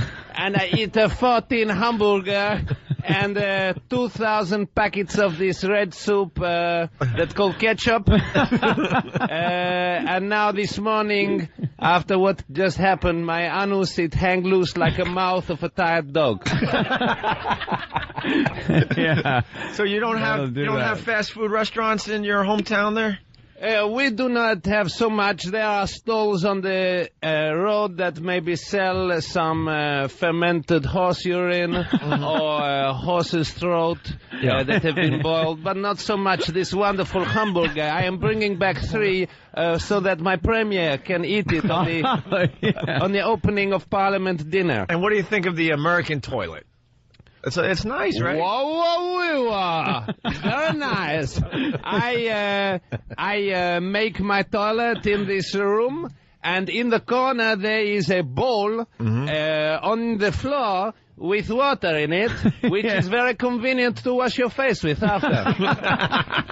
Yeah. Whatever you can use it for. Yeah, the water in the bowl. That's. Yeah, it's very nice. Very nice. Very nice.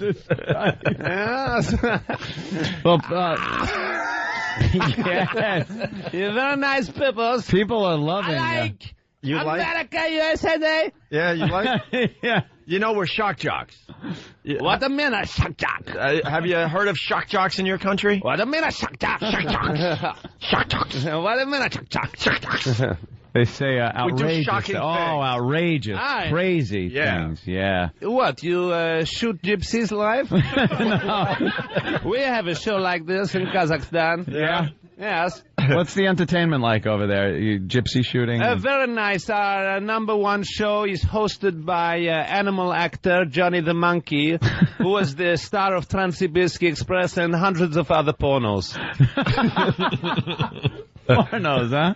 Yes. Great. Well, people are loving your movie, your documentary. Oh, yeah. Yeah. People are loving it, except I'm hearing maybe the governments in your country aren't very happy about it. There have been some controversies in my country of Kazakhstan about the amount of anti-Semitism in my movie film. However, eventually the Kazakh censor allowed the film to be released after deciding that there was just enough. You know, I'm a little confused by the name, though. Couldn't you come up with something a little shorter there? Borat, Cultural Learnings of America for Make Benefit Glorious Nation of Kazakhstan. Right. This is the abridged title. It doesn't. Oh, it is. It doesn't flow off the tongue, sir. Why not? I think it does. Do you think? Yeah. What do you think we should call it? That's a good question. I wish I had an answer. I would look brilliant at this point. Borat, Informative Learnings of America for Make Benefit. Exactly. There you go. Good name too. How do you explain on the beach that bathing suit that you had on? Yes, when I was in the Cannes Film Festival, Yeah. I wear a bathing suit. Very nice. Very nice. It is the official Olympic swimming suit of Kazakhstan. Oh, it is? Okay, Yes. that's where it fit in. You must have a good crumb to wear it. You have a nice crumb? Yeah, I've been told it's been okay. Yeah, it's not We bad. say to be a good interviewer, you must have a good crumb. Good crumb. Yes. You have a nice one? Yeah, I think it's okay. Can I touch it? Italian. No, that's okay. Why not? Well, I kind of like girls to touch that, not men. Yeah. Yeah. You're a man. No, I touch it. No, you're a man. What the problem? Because you're a man. But I am not the man who makes a bang, bang, bang in anus of other men. Anthony. I have had made a sexy time with 3 women and 15 prostitutes. Yeah, but it sounds like you want to go to the edge of the forest with Anthony, though. No, I do not like to make... You want to go to the edge of the bars, right? I do not like to fill anus with goose liver, so there's no tearing. No, okay. So there's no goose liver. Is that what's used? Why not? Why not?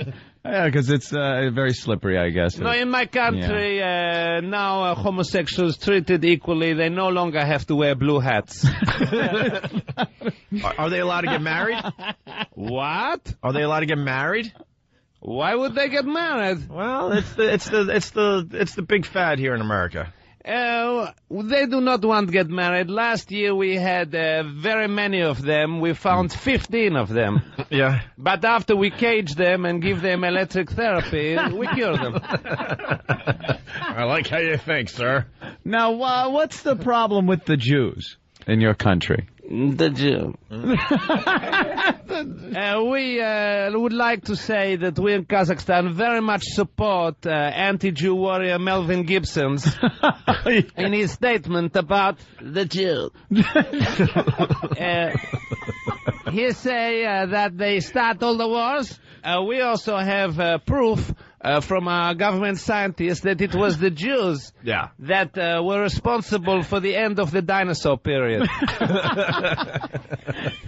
Your scientists have come up with that one. Yes, Dr. Yamak. Dr. Yamak. Just one scientist? Yes, so Dr. Yamak, you have one scientist. He also proved that a woman's brain is the size of a squirrel. Yeah, again, like now, a little peanut. A lot of women are coming out and saying that... Look at this man, he is a big... Do you have... Hey, do you have that color in your country? We have one man like this. He work in a circus. People pay 25,000 tenge to touch his hair. He's called Gogol. You know him? Don't I look like Kazakhstani women? You are not the woman. You are a big man. Yes, sir. I would like to wrestle you with no clothes. And I wish I had the cram that I should have been blessed with. Oh, you don't have a big cram? Oh, I wanted a baby on, but I didn't get blessed with a big cram. Yes, mine is thick like a can of Pepsi. A lot of women have been talking about your film and saying that it doesn't show them in the best light. Like you. Thank you very much. It is not a problem. They are not allowed in the cinema. No, not where I'm from. We have a pen outside the cinema where you put your animals and your wives. Yeah. And you must give in a ticket stub to collect them. If they are not collected within 3 days, then they are resold. That's a great idea. Yeah, I like that. So obviously they don't vote yet over there or anything, right? What? No voting. Let's just laugh. We say to give a woman vote is like to let a monkey fly a plane. Very dangerous. We stopped letting monkeys do that ever since the Astana air crash of 2002. Yes, yeah, we all heard about that. Yeah, that was a sad day. Tragic. Yeah. Yes. Yes, he is a big, very strong, big black man. He wants to wrestle you naked, Patrice. Huh? He wants to wrestle you naked. I don't care. He wrestles people naked. All right, I'll wrestle him naked. How much is a Kazakhstani dollar or whatever you call it compared to American dollar? Our conversion rate is $1 US is about 250,000 Kazakh tenge. Now, what does one Kazakh tenge buy you? It buys you a woman's. There's a lot of prostitution over there. Yes, my sister, in fact, is the number 4 prostitute in all of Kazakhstan. I read Congratulations. this morning, yeah. Yes. The family must be proud. We are, particularly since last month she received an award from the Minister of Industry for Best Mouth Party. Mouth party. Wait a minute, so one American dollar can get me 250,000 Kazakhstani prostitutes. If you could find that many, I guess. Yes. Wow. He likes the prostitutes.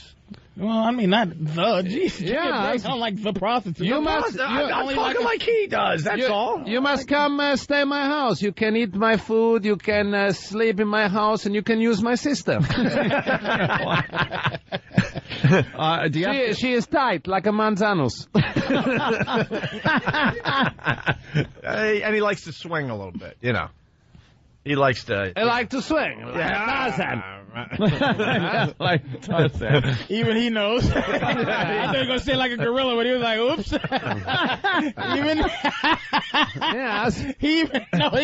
It reached there. Did he get Flavor of Love out in Kazakhstan on television? What? No. No, he doesn't know what that is, of course. When do you have to go back? Do you have like a visa or something? Yes, I must return soon. I stay in New York for a few more days, and then I go return. I'll arrive back in Kazakhstan maybe in 3 months. We travel.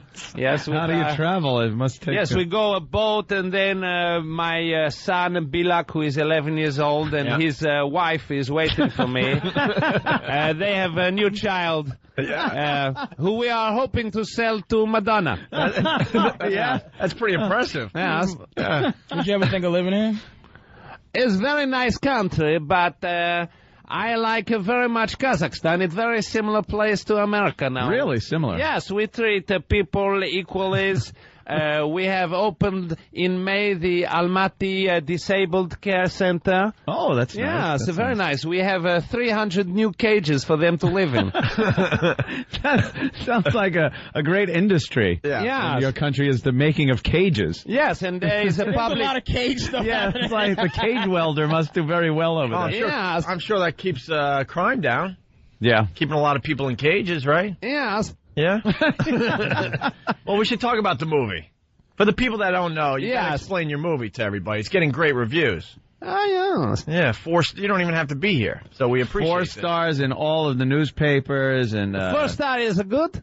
4 stars, very good. So the American government give it 4 star? Well, no, we have like newspapers that's separate from the government. We're supposed to. What? Different guys have different opinions. Yeah. What does Premier George Walter Bush think? We are very big fans of him. Oh, you like him? Although Of course you are. He is strong, although not as strong as his father, Barbara.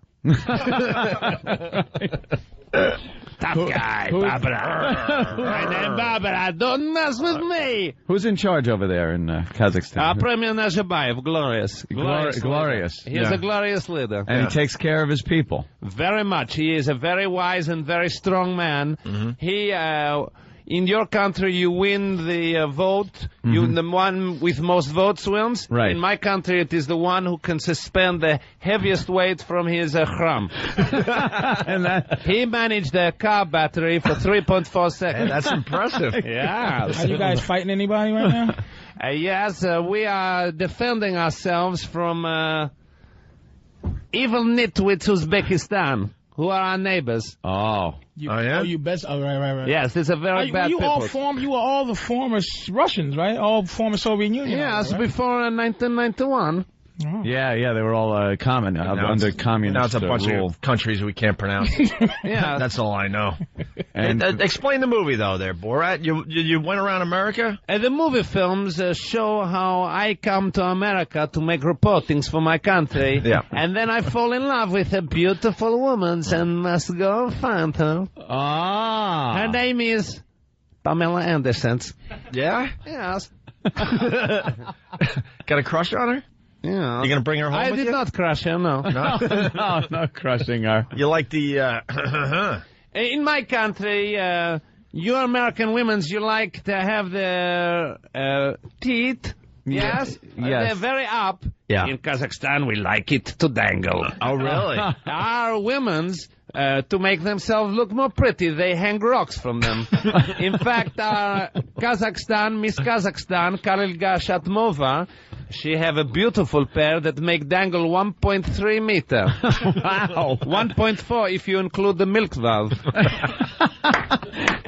When she bending over, it looked like she have 4 legs. Yeah. That's very attractive. Very nice. So, Traveling across America, what did you learn about America as you were filming this movie? I learned many things, democracy, how etiquettes your people, but I also learned some things that surprised me. For example, that it is now illegal to shoot at Red Indians. And can I please use this opportunity to once again apologize to the staff at the Potawatomi Casino in Nevada. It was an ugly scene up there. There were no signs. No signs. Well, yeah, because a lot of people, I guess, from your country would think that we could still do that. Yeah. Shoot Indians. Yeah. A lot of things have changed. I don't know how much of our history. It is a shame. It is a shame. It's a shame. I don't know how much of our history you're familiar with, and when it happened and how long ago. But that was a while ago. Do they get along with the other kind of Indians, the Dot Indians? What, people from India? Kazakhstan, yeah. What? The other Indians. Dot Indians? What are the Dot Indians? Well, there's the red ones that at the casinos, and then there's the Dot ones that we mistake for Arabs. Yes. What? The ones that look like black people with white people hair. Ah, yeah, you're angry.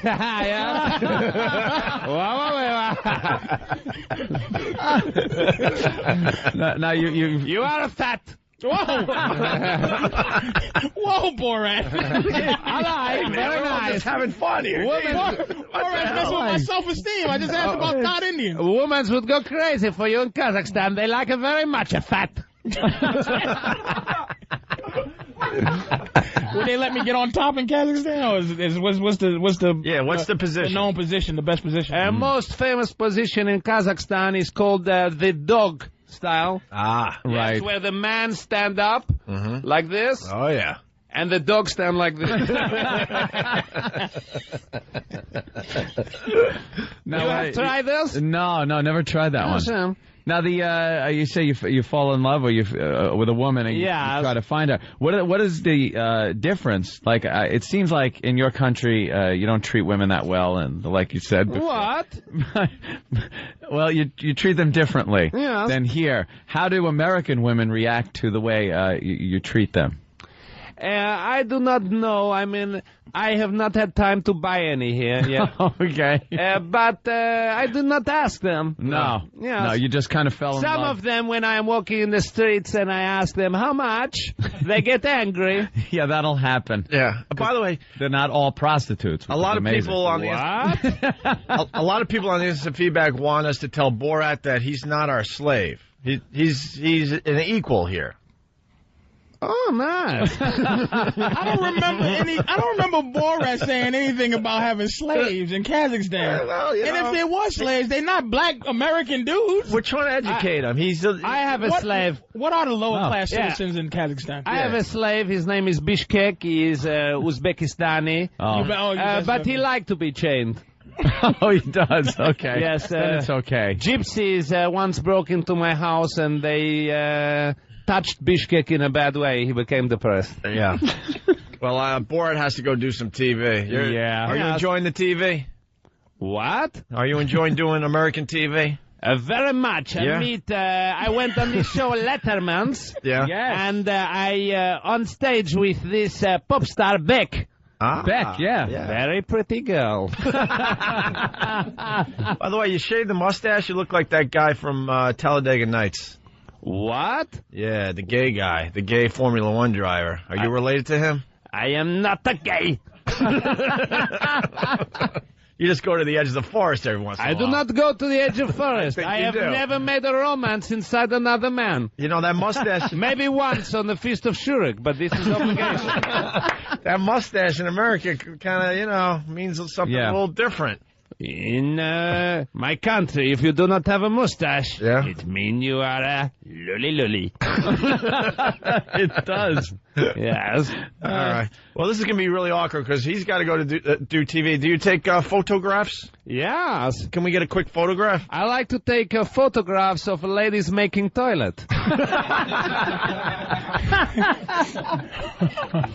Hey, we're going to get along. All right. He's got to go. Borat's got to go.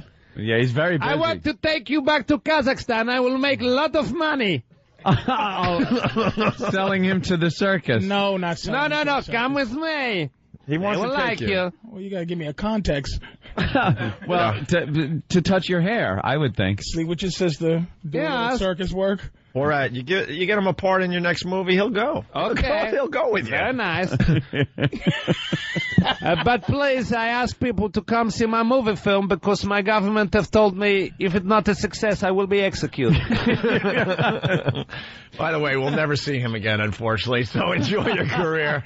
We get you guys just before you make it, and then we get you when you're way down at the other side. How many Kazakhstani Oopleys are you getting paid for? Oh, boy. For this movie. This movies. Yeah. This movies. How many prostitutes, put it this way, how many prostitutes can you buy from this movie? Well, I tell you, it have made a lot of money in Kazakhstan. It took the #1 spot from Hollywood movie King Kong, which has been the #1 film in my country ever since it was released in 1933. Yeah. Don't say it. I'm not saying a word. We don't need to say anything. Yeah. This is wonderful. Well, you're a joy to have here. It's very nice to be with you people. Yes. Can we go later on, make a party in my hotel room, drink vodka, wrestle no clothes, and shoot dogs from window? We certainly could. I would love that. Sounds like a party. Sounds like an afternoon of fun. Yeah. The name of the movie again, sir, because I can't do it. It just doesn't It is flow. a Borat. Right. Cultural learnings of America for make benefit the glorious nation of Kazakhstan. Of course it is, Opie. It's Borat, everyone. Yes, thank you very much. So much Laura. I love you. You're wonderful. I like sex. All right, we'll take a quick break and we'll continue. It's the O&A virus spreading across America. They were trying to talk me into, trying to get him out of character. Yeah. I guess that would have been a good gag, I guess. But that was just way too much fun to just go with it. The character he does is so friggin' funny. I mean, why? Yeah. And you could see him out of character. I'm sure we'll get him out of character at some point. I tried a little bit because, did you see Talladega Nights? Yeah, he's in that. Did you see the movie, though? No. The movie's, it's okay. It could have been a lot better. The concept was great with Will Ferrell and all. Yeah. But, what's his real name? Sasha Cohen, right? He plays a gay Formula One driver, just beyond hilarious. Beyond hilarious in the movie. Guy's blowing up, dude. We'll never see him again. Gonna be huge. This movie is just getting the best reviews. Unbelievable. We'll never see him again. The character is such a goof. Oh. I was telling Patrice, too, I'm like, usually when guys play characters, I'm like, ugh. Yeah, stop already. I think Jim Norton's the same way. But he just pulls it off so well. Yeah. I knew he was pulling it off really well when Patrice was going with it for the most part. Because I thought don't go with anything. Because I thought like out that. of the three of us, even though people were asking me to go with it, to try to break them, I was thinking the whole time when Borat, Sasha, whatever, came in, that Patrice would finally go, all right, dude, stop. We all know that Patrice would be the one that goes, all right, don't we talk all to me in know that you're voice. British, you're Ali G, stop. But it was on the tip, but the dude, it's almost like when I was looking at him, it's something connected there where it was almost like he was like, just come on. Just go with it. And I'm like, just go with it? And we both had eyes like, all right, I'm going to do it. I'll do it, man. Because it was there, and I was just like, I wanted to just throw in some come on, Ali, chill out, man. No, it's great. Ali, what are you doing? Come on, Sasha. Stop playing, dude. It brought me back to being a kid because it was almost like a Santa Claus moment. When Santa Claus shows up? Well, I'll tell you why, because as soon as the interview was over, this is what we give you guys, the behind-the-scenes stuff. As soon as we went to break, he pops out of the chair and he starts talking with his British accent. I'm like, oh, man. You want to take a photograph? I kind of... wait, what the... I kind of wanted him... Where did Borat go? I kind of wanted him to leave his Borat. Like, if the little kid in me was like, just play it all the way through and walk out as Borat. But he jumps up and... That made me like him more. That made me like him more. Because it's like if he had got up and been like, I'll get you by. Yeah. We take photograph. Right. Photograph. Yeah, but he's like, and then he's like, thanks. And then he's like, And then he goes, sorry, in the British accent, I can't do it. He's like, sorry, just, I really had to take and then he said the S word for, what? And and he took me right out of it. I was like, man, I was being a kid there, bro. You're a Borat. You're Borat. Because then he puts, it's really weird. He puts on the, he goes back to his regular voice with the English accent, and his body mannerisms and facial expression changes. Yeah. And all of a sudden he's like, even though he's got the dopey mustache, he's like a smooth, cool guy.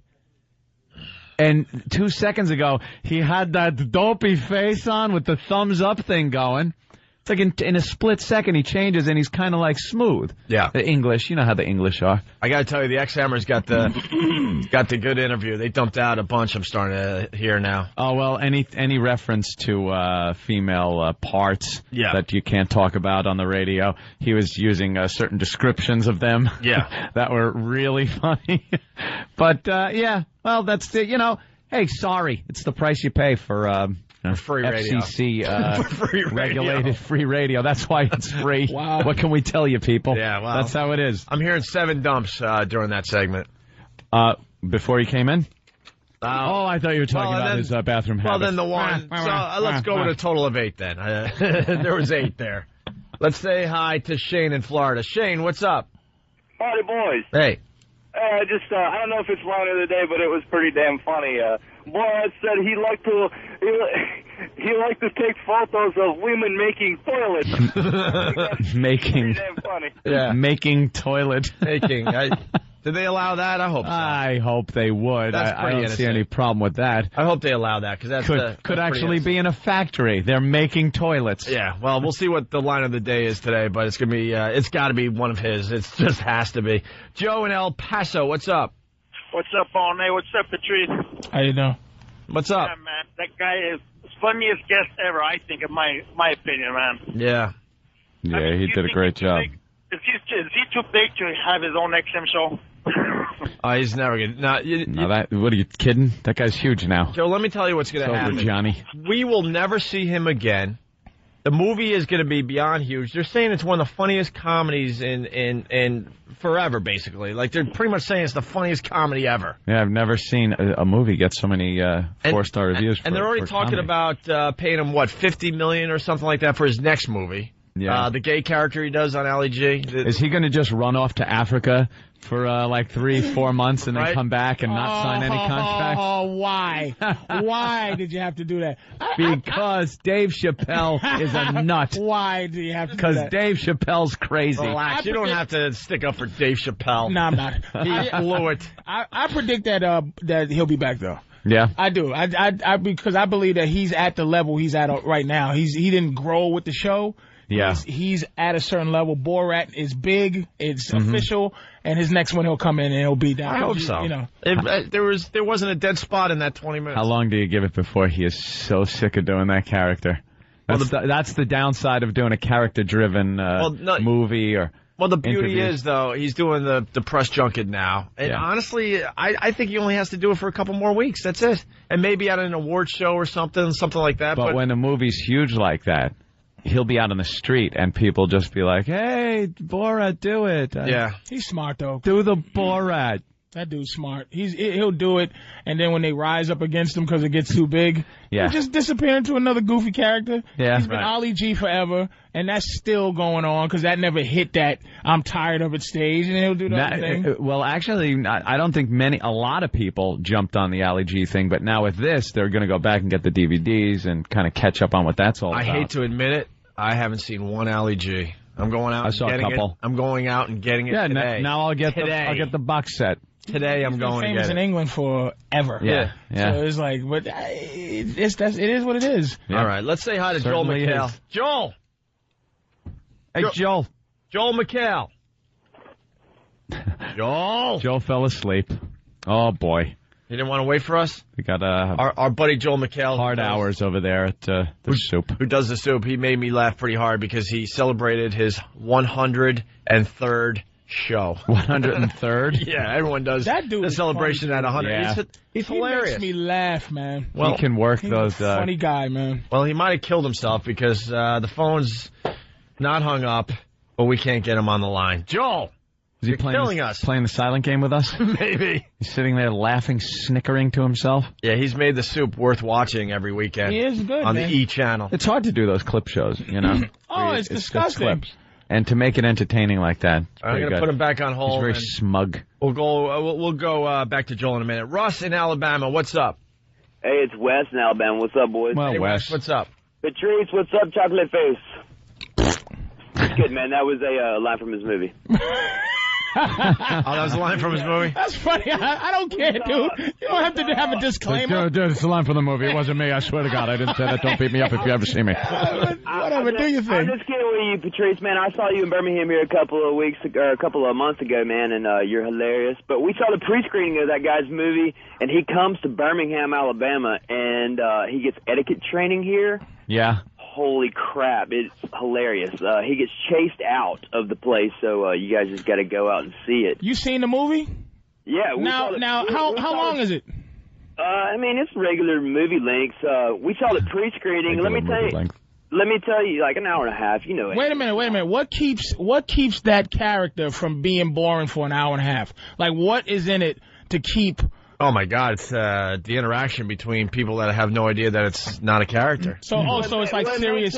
I mean, yeah. Okay. Did I say that right? Not a character. What makes it so great is like part of it's written and part of it is him just messing with people. It's hilarious.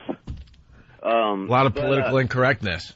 The whole thing is totally wrong. You guys would love it. Yeah, I'm gonna go. Too bad we couldn't get a screening. Roland.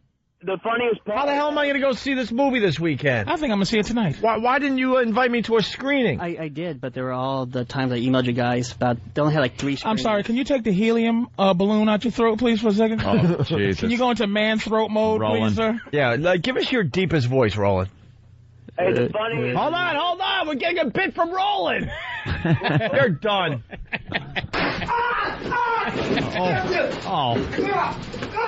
Roland, your new nickname is Tender Voice. He didn't have to be tased, Opie. Well, it's my new bit, though. I got to try it out. I understand. I got to work out the bugs. Yeah. Hey, Roland, what's your deepest voice there? Hey, how are you? I don't know. Oh, my God. I don't know. Can somebody get the lotion out of the basket? Oh. Did Borat's people like the interview? They loved the interview. They did, huh? Yeah. Yeah, it seemed to go real well. Yeah, he really enjoyed himself. He did? Mm-hmm. Why, you walked out with him? Yep. And what did he say? He said, thank you very much. I had a great time. Does he remember our names? Opie and Anthony. Yeah. I'm thinking next movie, Patrice. Maybe. You never know. Hey, did you see him out on the street? Yeah. Did you see him go out? Were there people waiting for him? On the other side, he went on the right side. People were waiting on the left side. Do people look at him and go, oh my God, that's that guy? Is he like highly recognizable now? Yeah, people walking the building. There's like the double take. By the time they realized it was him, he was already. He is. Yeah. The Borat character is A lot of him from massive Halloween. on YouTube. It's just massive. Yeah, a lot of costumes Halloween on Borats. Halloween. Halloween Borats. Our own Danny was a Halloween Borat. Yeah, oh, Jesus. A little too much. He wore the bathing suit. He got Borat to sign that bathing suit that he wore at the Halloween party. All right, I think Joel called back. Joel. Yeah. We're giving you the nice plug, and you're not even there. Well, they were. I could hear you guys talking, and Roland kept saying, "I'm going to call him right now. I'm going to call him right now. I'm going to call him right now." And so I felt like I was in one of those dreams where I had died. Yeah. I was going, "No, I'm right here." And I'm here, please. yes, and then tears, and and then I was okay. Hey, Joel. Yeah. I think we have a pretty nice relationship going. I think so too. You've done our show, what? Almost 10 times now, maybe? Yeah. We could call it 10. I saw the celebration you had for the 103rd episode Yes. of The Soup on the E! Channel. Is that something With our new pal, Joel McHale. Is that something people do? What? Celebrate the 103rd show? That's why That's like a thing. Yeah, that's why once he's a good. week. Like once that takes 10 years, but on E is like on 5 days. Yeah, was it the 103rd airing Yeah. of the same episode? We air 8 times. It takes about 6 weeks to get to 103 episodes. Joel? Yeah.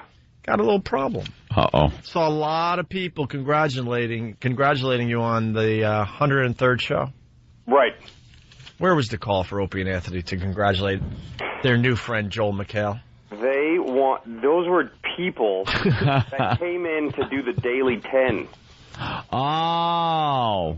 None of them actually came in to wish me anything. Yeah. We grabbed them and said, "Hey, would you say something?" Something tells me for us to muster a camera crew together to fly to New York is that would have been a bit much. That's almost like going to Mars. We'll send our own video. Yeah, we would have made our own video, Joel. I'm starting to think this relationship we have is like fake. It's like it's not a real friendship. It's not a real friendship. It's a hey, I need to promote, and you guys need content. Yeah, we're like friends with benefits. I just kind of use you, and then I leave you, and then I'm like, hey, I don't have a girlfriend right now. What are you doing? Yeah. Do they just drag in people for all those like clip show type things, and like you're there all day? If all those like countdown shows. Yeah, the countdown shows and things like that. I'm just thinking real celebrities that come in for those. Those are all kind of people that are kind of working, whereas the Daily 10 or E! News gets actual celebrities, and then people in the building go nuts when they're there, and you can't make eye contact with them, and the halls are cleared. Oh, they tell you to knock it off. And then I'm like, it's Michael Rappaport, and they're like, don't even look at him. don't look at him. Get out of the hallway. That's bad. That's pretty funny. You know what? Michael Rappaport. That's brilliant. Our buddy Jim Norton did David Letterman the other day, and I went for the taping, and man, you're not allowed to look at Dave when he's not on that stage. We learned that. Well, that's for your benefit, because you might melt because of his star power. Yeah, I've heard people have either turned to stone, their hair gets that pure white. He's now a legend. So yeah. So what are we working on for the soup? Well, it sweeps. Boy, people are going nuts. Yeah. And Tyra is going to tackle, and I'm not kidding, racism, homelessness, and modeling scams. Is that the three most important things? We're both obsessed. This show and Joel McHale we're both obsessed with Tyra Banks. I didn't tell you my Tyra story. I didn't talk to you guys. What happened? I was on Tyra. You were on Tyra. They might cut me out. They might absolutely have me removable. You better hope for your career they cut you out. Wait a minute. She was doing a web show, and I was one of the judges because of the web junk thing. Oh, Jesus. So they were showing films and I was one of the film judges, and they had a girl that got up there, and the first film was, I've been fat my whole life. Oh, no. And I lost 15 pounds. And I just think that I'm a tough girl now, and everybody's going, yay. So she said, Judge number one, he's like, hey girl, you are beautiful, and you should stay beautiful. And everybody's like, yeah. And I go, hey, give it up for fat white women, because it's courageous to put fat white women on camera. Give it up for a fat white girl on camera. Come on, fat white bitch. So, Jesus Christ. So she started crying. Of course she did. So Tyra gave her the, don't listen to him, girl. And then they cut my mic off for the rest of this. Wow. Oh, would I love to see that clip. I'm sure they burned it. Oh. You got to get to be friends with one of the editors and get a copy of that. Yeah, is that how you guys work it? Yes. So Tyra's doing all that for Sweeps Week. What else is on TV this week that interests you guys? Lohan went to the Playboy costume party. Okay. And she wore, her costume was like an 80s aerobicizer instructor. Yeah. Yeah. And people were wagering at the party whether vomit and tears come out of Lycra. So, I want to see. And then, did you guys see that Chevy Chase is going to be on Law and Order? A story ripped from the headlines. I saw the clip or the preview, whatever, and very disturbing to see Chevy Chase in that role. He's so bad. Yeah. At acting. He's such a horrid actor that he's trying to do the Mel Gibson thing, is what they were working on here. He's got the drunk thing down. Yeah, he's got that down. But then you combine that with the anti-Semitism, and then it's kind of like starting up a 74 Nova again. I think it kind of just looked like a reality show to me. Yeah. That seems like Chevy just walking around his house, just blurting out anti-Semitic lines and being drunk. I guess this is a comeback of sorts. Well, I got to tell you, we've been fortunate enough to meet a lot of people because of what we do, and I got to tell you, the most pompous ass ever. Yeah. We were on the John. What show were Donnie Deutsch. Which awful show are Yeah, we doing at yeah. the We time? get to do all the awful talk shows. Although we finally got to do Letterman, which was cool. Yeah. But before that, it was John McEnroe. It was Donnie Deutsch. Working the way up the ladder. Our Donnie Deutsch No. interview never aired. And we were on the same show as Chevy Chase when he was wearing a pink sweater, and we were in makeup together, and the guy just wouldn't even acknowledge there were anyone Doesn't acknowledge anyone else is in the room. in the room. He couldn't get. You remember you hear that from even like you'll hear that from 6-year-olds. Yeah, they hate him. It was a fun ballroom and good candy, but that Chevy Chase, he really full of himself. He couldn't get any friends for his roast. I heard about it. The Comedy Central roast. Not one person who meant anything to him Really? Historically for us, like Bill Murray or right. whoever, Jane Curtin. Somebody, the people that have worked with him in something. Nothing. Beverly D'Angelo No one. couldn't get her. They had Greg Giraldo roasting him. I'm like, why do they have people that don't know you roasting you? And it's because nobody. Oh my God, no one likes him. He's got their reputation. Was roasting. Lorne Michaels would have shown up. Yeah, nothing. No one. So what else there, Joel? Well, Courtney Love. Also, speaking of Mel Gibson, was helped by Mel Gibson. He brought a drug counselor to her. Really? Now this is all in her new book, and it's got a rejection letter that she received as a kid from the Mickey Mouse Club. And the song goes like, M.I.C., see you in rehab. And that didn't work at all.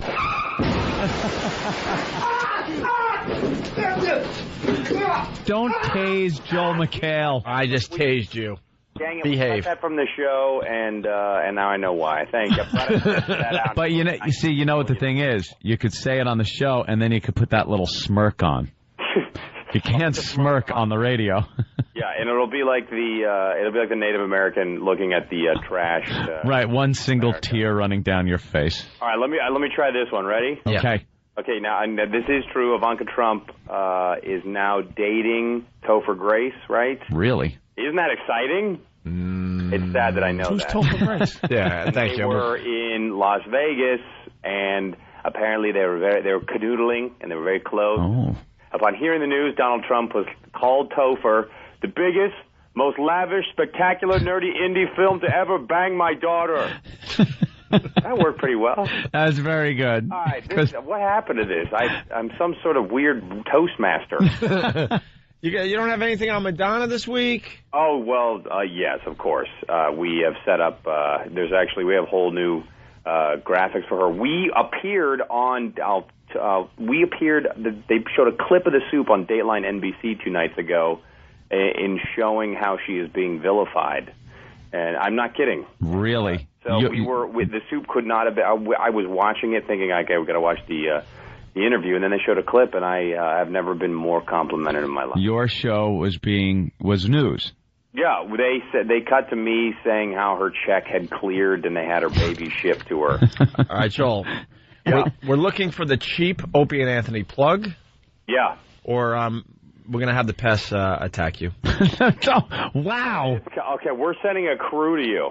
All right, so that'd be nice. I might have to. This is how we're going to literally have to buy bus tickets for these people. We can make our own video, but we got a handy cam. But we expect some kind of Opie and Anthony plug. Yeah, of course we would. We're looking for publicity. What, now you know that more like 15 times more people listen to your show in 1 hour than watch 8 episodes of our show. I know, but we even know that the goal is to be on TV. There's something about TV. You get a little more respect than doing this crap every day. Yeah, but everyone, hey man, that would be great. It is you know that. You know that you're going to be hurting yourself. It really is. It's not. Yeah, it's like you're going on the Logo Network. Oh. Well, wow. Look, man, if you're into the Logo Network, that's fine. Yeah, what's the Logo Network? It's the gay network. Oh. How did you know? It's the Poofter Network. Because I'm bisexual. Now it's out. Of course you have to watch that for material for the soup, right, Joel? Yeah, you must. Logo Network is one of our go-to. You must pull a lot of stuff from that network. Yeah, we pull a few off. Few clips. Yeah, sure. I can only do about 2 an hour. Or pull a lot of stuff out of that network. Whatever. See, on TV, I can point. Yeah, you could point, you could smirk, you could go, If it's not working, you go, and move on to the next thing, and it looks cute. Make a big eye like, how? And then we always feel slightly tired afterwards. Yeah. All right, Joel. All right. Joel, when? Congratulations on getting Borat. Yeah, that was pretty cool, right? Yeah, what is that? What are the chances of him coming to the E! Network? Ooh. Well, if you gave us that opportunity to congratulate you on the 103rd episode, you're not letting this go, are you? We would have made something happen. Okay, we're sending a crew now. Guy, you made me cry. You look at work, I'm crying. Oh, all right. No, he wouldn't come within 5 square miles. It's part of a court thing. Oh. All right, Joel. Joel, we'll see you on the soup. When is that? This weekend. Tonight at 10, and then it repeats 80 times. 80 times. Yeah, I just miss it. I watch it during one of the repeats. They're even sneaking it onto other channels now. Yep. Where they just shove it in, and all of a sudden, I was watching what happened. I was watching CSI. Right. Now soup is on. All right, Joel. Thank you. Yeah, I like that. That's good. Yeah. It's just a matter of time before they cancel us. No, you're doing fine. That show's been on forever. It's an institution now. Yeah. Institution, my friend. Now I'm stuck, actually. You're right. Yeah, you pretty much are. All right. You guys, and thanks for helping me lower your ratings this morning. No problem. Thank you, Joel. Joel. From Borat to me. All right. All right, Joel. Thank you. Bye-bye. There goes Joel McHale from Joel the McHale. Soup. Watch the soup. Carlos. You guys got Borat?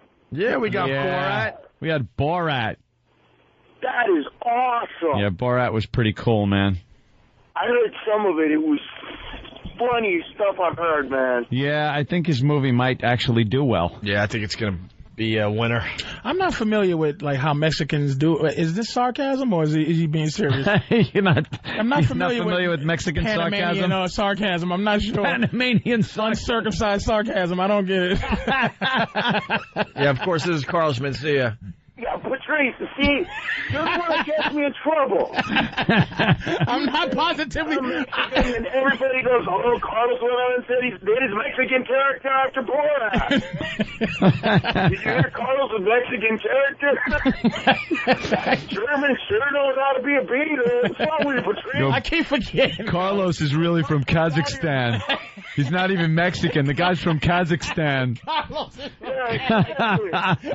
His name is Borat Mencievich. No me gustan las mujeres en tele. Qué bueno. Yeah, we had a great morning, man. Borat just killed it. I know. I was not being sarcastic. All right, I'm just checking. And then Joel, did what he did. Oh, man. Oh, my God. Phone-ins are just the worst. Phone-ins should be illegal in the business, man. They really are. I can't. You can never have the upper hand in a phoner. Oh. Like when you guys call into a show, you just, because we're all insecure asses. You're on the phone by yourself, wondering if they're enjoying what you're saying. You know they're looking at each other like, oh. Here's every phone call. Back goes Griffey looking up, and it's out of here! Or is it? No, it's off the wall. My mistake. It's almost there. You think it's... No. He caught it. I like the banned phone calls for the... I can't do them.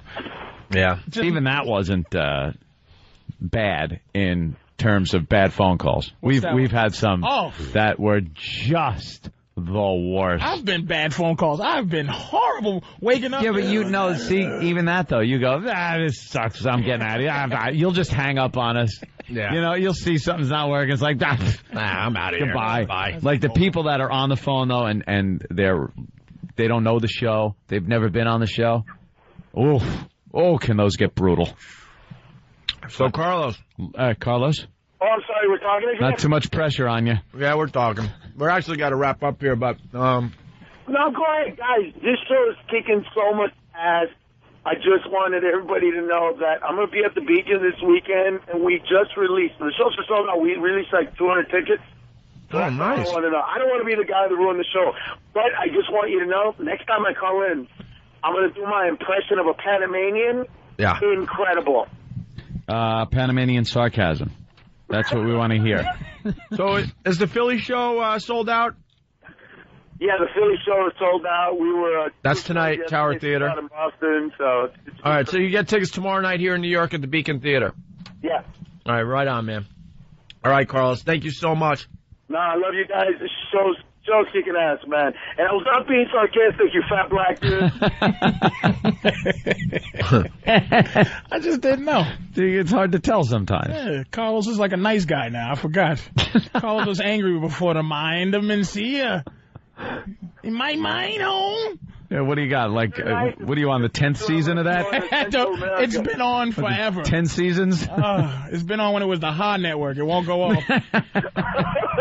The Daily Show, Colbert, and he's batting cleanup just like every other Puerto Rican. He's running out of minorities to make fun of, so now he's making fun of space aliens. He's the Albert Pujols of Comedy Central. Yeah. Carlos like, what about these Eskimos? Hey, what's with these rubbing noses, man?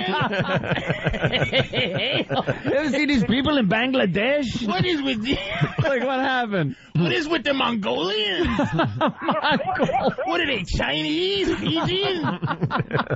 We're gonna man on the street in Mongolia. You're running out of races. God damn. I know what you're thinking. I don't know what I think. All right. Colbert. Yeah, next Colbert report. Next Colbert. All right, Carlos. Love you guys. Love the show, man. All right, thank you. Thank you, man. Carlos, take it easy, Carlos. Mencia. The Beacon, they just released more seats. And that's how we end today. Patrice, thank you so much. You're welcome, Puddin'.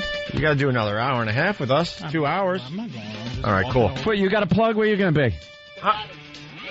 Bananas, Hasbrook Heights, when? Tonight and tomorrow, my pal Joseph T. Curry is doing his comedy. Very cool. And the headline in the middle. Okay. Joey Koala. Hey. He'll be over there at XM. Patrice, we plugging anything over here? Yes, November something or another. I'm at...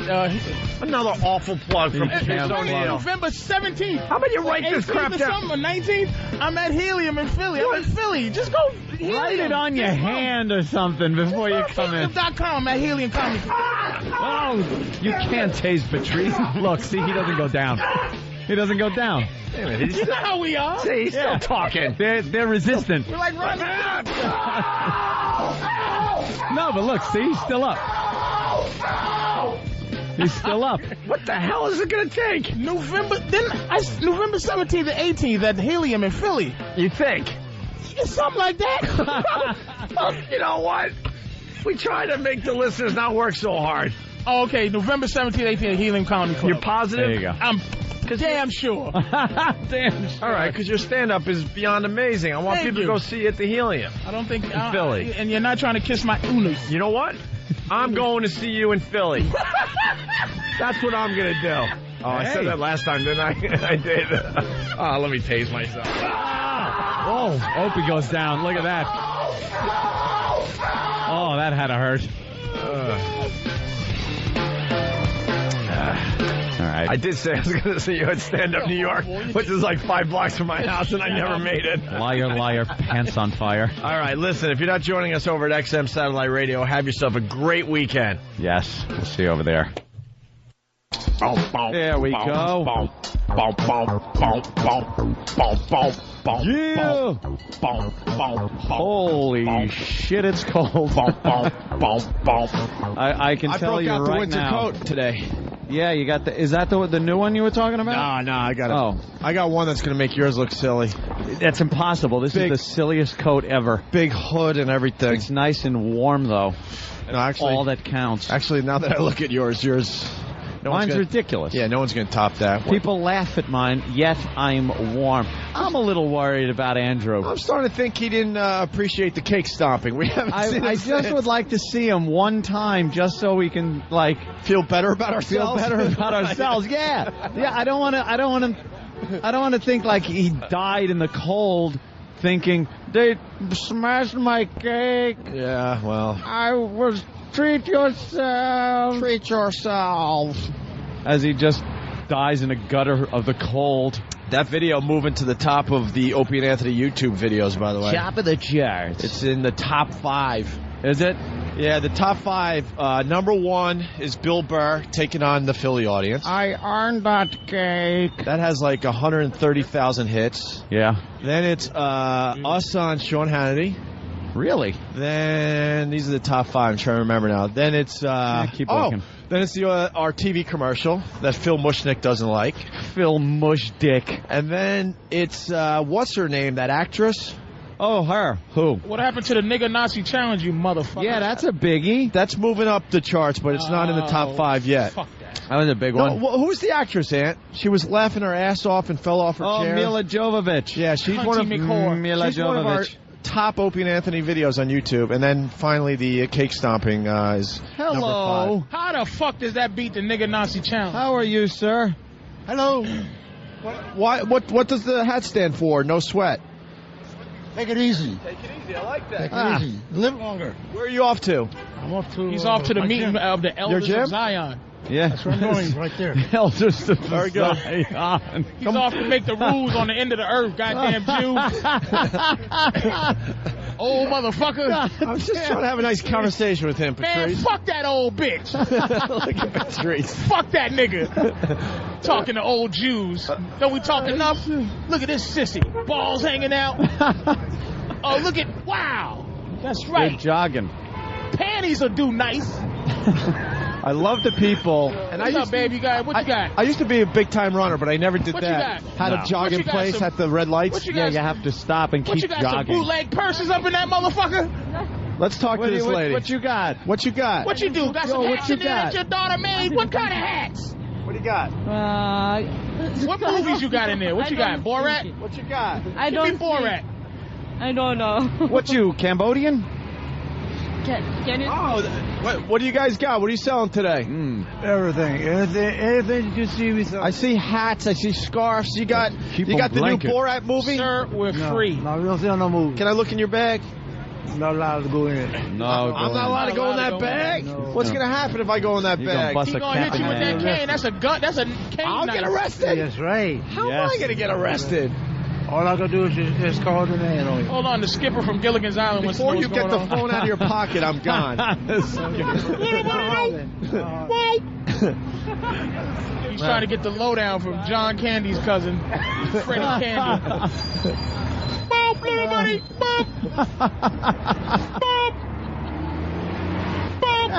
Hey, he's not watching his stuff anymore. Let's wheel this crap away. Let's go. Where'd it go? Take it with us. Yo, Hat Man. Take it with us.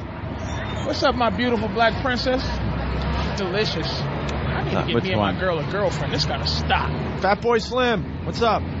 There you go. Hey, how you doing? How are Not you. How will you never be fucked? Look at the sister. She has to ride the bus. That's outrageous. At least you can sit in one of the front seats, though, in this day and age. That's right. That's nice. There you go. That's right. She doesn't have to get all that exercise, walk into the back of the bus. Hello, ladies. Look at this. What are you doing all later? Bundled up. Going to La Trapeze after this. Yeah? Little swinging. Yeah? With old 7 chins. Uh-oh. Bob? Going to the airport, right? That's me. Okay. That's Borat? I'm Bob. I go airport. Yeah. I thought that was from Islam letters. That's 777. I thought there's some letters from fucking Iraq. Ant's in the car. Oh, God. I hope. What airport? I hope this guy's a serial killer. What airport? Opie and I go, yeah, Patrice. that's me. Yeah. I gotta go to, LaGuardia. Ant's in a car Or with was a it stranger. Newark, sorry. Newark, right? Was it JFK? Teterboro? Newark. Boy, if I didn't know Big A, I wouldn't want to know. Look at creepy Big A down Gibbs. there. My name is Gibbs. Let's see how this Right? plays Is out. that what it is? Gibbs? Yeah, that's what it is. Gibbs. And it says the airport, right? Yeah. Which one did they have for me? JFK. Yeah. I'm going out of American Airlines? Yeah, JFK. Okay. How the fuck did they Let's learn go, how to bro. fly planes? Oh my God, he's taking off with Anthony. He's taking off with How smart Anthony. they are. Yeah. What's that, sir? You think they didn't have help from the government hijacking planes? Look at them. What's that? Oh, it's taken care of, right? Let's see. I think it's all paid for, right? You don't see this on the radio. It's not paid for? He's about as dumb as their All food. right, then stop. You don't see this on the radio, I but can't take the goddamn ride then if I got to pay for it. I thought it was free, my friend. Anthony just got a free ride XM. Guy wanted me to pay for it. Yeah, I just made him drive me. It's nice and warm. He is pissed. But he gave away all the info. He goes, who, Gibbs? I'm like, yeah, Gibbs. Whatever. He's now backing up on 57th Street. Screw him. All right, we're going right in today. Yeah, it's too cold. It was nice and warm in that limo, though. Was it? Yeah. Thank you, guys. Opie and Anthony, XM. Oh. Why didn't we have this over there? Lyrics and children's songs. Got a lot of stuff to do still today. Danny was laughing his ass off in the elevator about the dumps. Just reading the dumps. Oh, really? That Borat had. Oh, good. Let's do that. It was so funny. Were there a lot of dumps? Yeah, there were 7 of them. That blows. Anytime it was like, man's anus. Anytime he's talking about the man's anus. Yeah, but they should just let that go. I know. They don't. I would love to get a fine because man's anus was said on the radio. The goose liver part. Give a copy to the dump report to Anthony. Yeah. God damn it. That's what What it is happened? about FM Keep the radio. motherfucking cop asking a nigga for money for my fucking fruit cup. Oh, no, here. Keith. Man, fuck that. We'll pay for it. No, I got to go to the bank. Here. Don't take his. Please don't take his money. Yo, don't take his money. Here. The fuck's up with you, copper? Motherfucking police robbed me for my motherfucking drugs. Now you gonna rob me for my fruit cup money, nigga.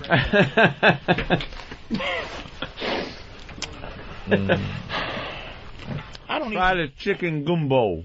I don't eat veal. Why? No. Is it a spiritual Because thing? of the way they make the poor little guy suffer. You are shitting me, right? I made my choice years ago. Veal is delicious and tender. How about on Mike? But I won't. There you go. I won't fucking eat You're it. shitting me, right? I don't eat veal. What the fuck is the difference between that and a stupid little chicken who's stuck in a cage his whole life so he can have his head cut off? Chickens live a chickeny life. They run around and just eat shit, and they just all chickened And what up. the fuck does a veal do? A veal, they make them stand. You know what they make them do. I know what they make them do, but and I don't care. like it. I saw it. You know what it is? Here's my problem. If I see the situation, I'll have if they show a documentary of how KFC makes the chickens take their clothes off and they yeah, like in the cartoons. and they stand there freezing. I keep my feathers numbered for just such an occasion. I say, just such an occasion. Come here, boy. I'll teach you how to play baseball. It ain't like that. They're fucking jolting them with electric probes up their assholes and then ripping their heads off with big machines. And if I see it, I won't eat chicken. That's why I can't watch it, because I won't eat anything. So you made the mistake of watching the Veal made a show. mistake, and I What the watched- fuck was it? The Veal show on the Discovery? No, it used to be a show called. Welcome It used to be to a the show Veal called Those Amazing Animals. It came on after That's Incredible. Yep, years ago. I remember that. And they would from time to time before. When they actually had a heart, they would show fucked up shit about animals. Like I saw the baby seal clubbing, and it just destroyed me at the time. And What's the name of that club? You saw baby seals clubbing? Club Damn it. Club Head Bus. Little P. Diddy seal. Club eyes pop out the head. It was just sad. And the saddest thing was the mother seals were crying. And then at the next week, they showed how they make veal. And it was just like, here it is. I'm not trying to be a fucking fag. I'm just saying. Doing a good job at it. I looked at the calf, right? Yeah. For it to live its entire life to be my food. Like they make it stand still so it gets mushy, and just when it has no more muscle to stand up itself and falls down on the ground from just mushy muscles, they fucking kill it so that I can have motherfucking veal hootie, whatever veal the chops. fuck. Not a veal cacciatore and veal parmesan. And I don't, and that, it fucked me up as a kid. Yeah. So I just never ate it. So every time they try to show me what they do to food, I turn. Yeah. Anytime it's like, we have an expose on what they do with ham. I'm like, fuck, nigga. I don't want to stop eating ham. So I turn. You know, I just don't dig on swine. Because they say, here, piggy, and they go, and the pig goes in the room, and then he looks around and goes, oh no. And then they shoot him in the back of the head, and then another pig goes, slams the phone down. Fucking killed him. They whacked him. Hey, that pig, nothing we can do. Nothing we can do about it. Nothing we can do about that pig. They couldn't do nothing. How about lobster? Because they always, I always feel bad about how. Well, they put him in a pot. They put him in a pot like boiling. I used to do a bit about this. Crabs. Is that about? Because I'm a real animal lover, but I eat meat and stuff. I wear leather and things like that, but. God made it so that I can eat it. I'm glad the food comes killed and murdered. Yeah. Because if I had to murder my own food, if I had to kill a cow or kill a chicken, you'd be the size of a human. God, motherfucker, put fish here to kill, because fish don't have any eyebrows. Any animal without eyebrows that can't make the face, like if you were stabbing a motherfucker, right, with a knife and he didn't have eyebrows. And he was just looking at you as you're stabbing him, and it's hurting, but he don't have no voice, and he ain't got no eyebrows. So you killing him, and he's like, this is killing me. Like, you take a fish out the ocean, immediately it's suffocating to death. Yeah. So... It can't breathe. It got a hook in his mouth, and then you just cut it up till it dies. But he doesn't look any different than he did when he was swimming. Alive and dead fish look the same. Yeah. And you just go, okay, I'll kill a fish. Lobster, you take it, it's living, hey, and then you put it in, and it turns red. But during that time, you're fucking boiling it to death. And it's fucking sad. It's sad. But you don't want to think about it. But we are, the thing is... I call it this. We're top of the fucking food chain. We're the big man on campus. We're not top of the fucking food chain. On this planet. We're not top of the food chain, Mr. Campus. Got a gun, Mr. fucking... Exactly. We were able to fashion a tool, a simple tool. You're fucking not the top of the food chain. I'm going to tell you why. Because you have to go to where something else is the top of the food chain, where it's at. And with a gun and with a knife or whatever you do, you attack it. Brains. Why don't you get in the ocean and just... fucking sit there and wade in the pool, Mr. In a shark cage with a fucking spear gun. Exactly. That's what I'm saying. You're not top of the fucking we are because of our fucking brains. We're not top. Do you think if a lion could fucking lean up against a tree and hide and then go ding, ding, ding, ding and tiptoe out, tap you on the shoulder and fucking rip your head off? You don't think it does? No, he's thinking. Look, I saw a fucking documentary last night about a killer alligator in India. Killed 200 motherfuckers. It's almost like a cartoon. That's because Indians are stupid when it comes to alligators. They're fucking down by the river washing their clothes. The same alligators killed 20 people in the same spot. That's what I'm saying. Get a fucking Maytag, you savage. They look at them like we look at dogs. I'm fucking butt naked. It's like you are. We're probably. I'll give the alligator credit when he jumps out of my fucking Maytag and bites my head off while I'm washing my clothes. Because I ain't going down to the river and washing my fucking clothes. On the door and says, "Hey, Timmy sent me. Hey, wait, UPS." Yeah. Hey, what's happening, man? Exactly. And they bite your head off. And let's go back to your example, the shark thing.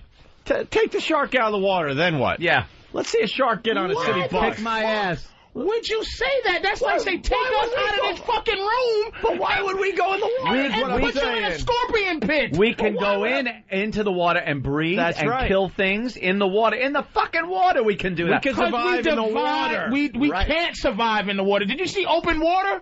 That's what happens to us in the water. It's a limited time, but we can do it. Boats, and look at the fact that we have this thing called technology makes it all make sense. The fact that we believe in our own hype that we're special and shit, but for the fact that animals can't. But one day, I'm gonna tell you, I can't wait till one day aliens come down and they fly and they stop and we're begging for our lives and all the alien here is.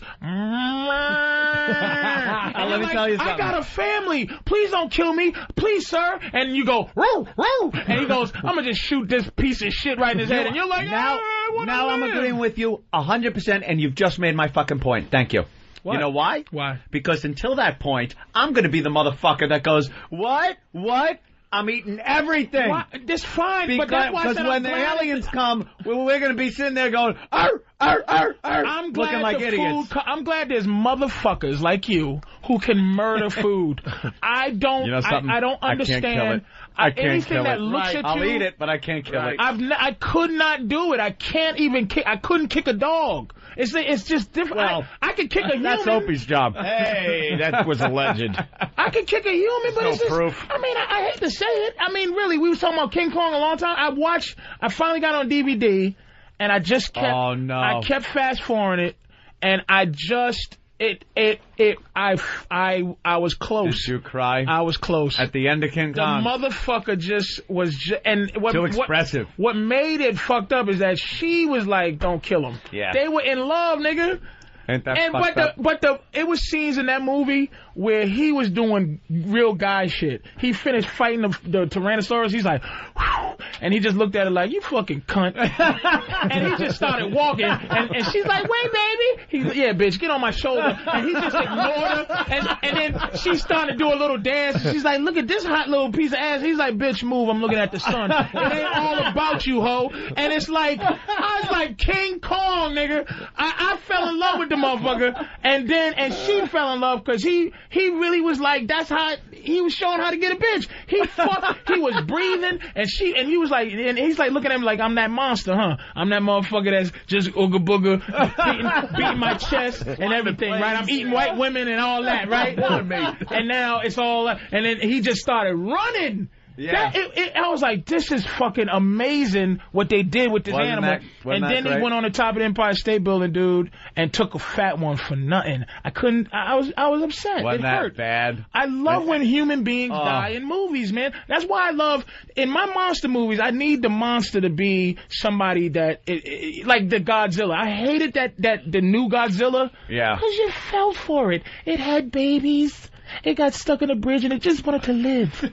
It's like, make my motherfucking monsters mindless assholes, like the one that like Harryhausen used to make, the Kraken, where he stopped animation, or the monster from 2000 Deaths that look at, or the gargantuans that look at a woman and go, that looks delicious, chomp and spit her out. No emotion. No, you don't know where they came from. You don't know why they're like they are. An evil monster. That's it. No family. The original Godzilla. No family, no friends, no nothing. Kill people.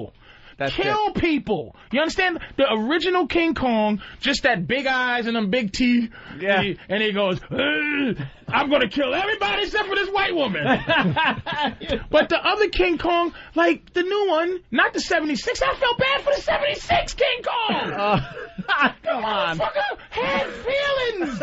And then the new King Kong, did you see when they choked him? He was choking with the gas. The old King Kong, the eyes blinked slow and then he fell. Because it's like, get that evil king. The other 76 King Kong, why did they have to show him on the way to his death in the bottom of the boat, sitting there like a nigga in lockdown with his knee up. His one knee was up and one leg was pointed straight and the other hand was on his leg. He was sitting there in the bottom of the boat, and Jessica Lange, he looked at him and he looked at her like, bitch, why you do this, man? I wasn't gonna hurt you. And she dropped her scarf and he caught it and smelt it and she fucking fell in there. He caught her, kept the scarf, smelled it, let her fucking go, and then that's when that bitch realized, wow, this motherfucker is not no mindless animal.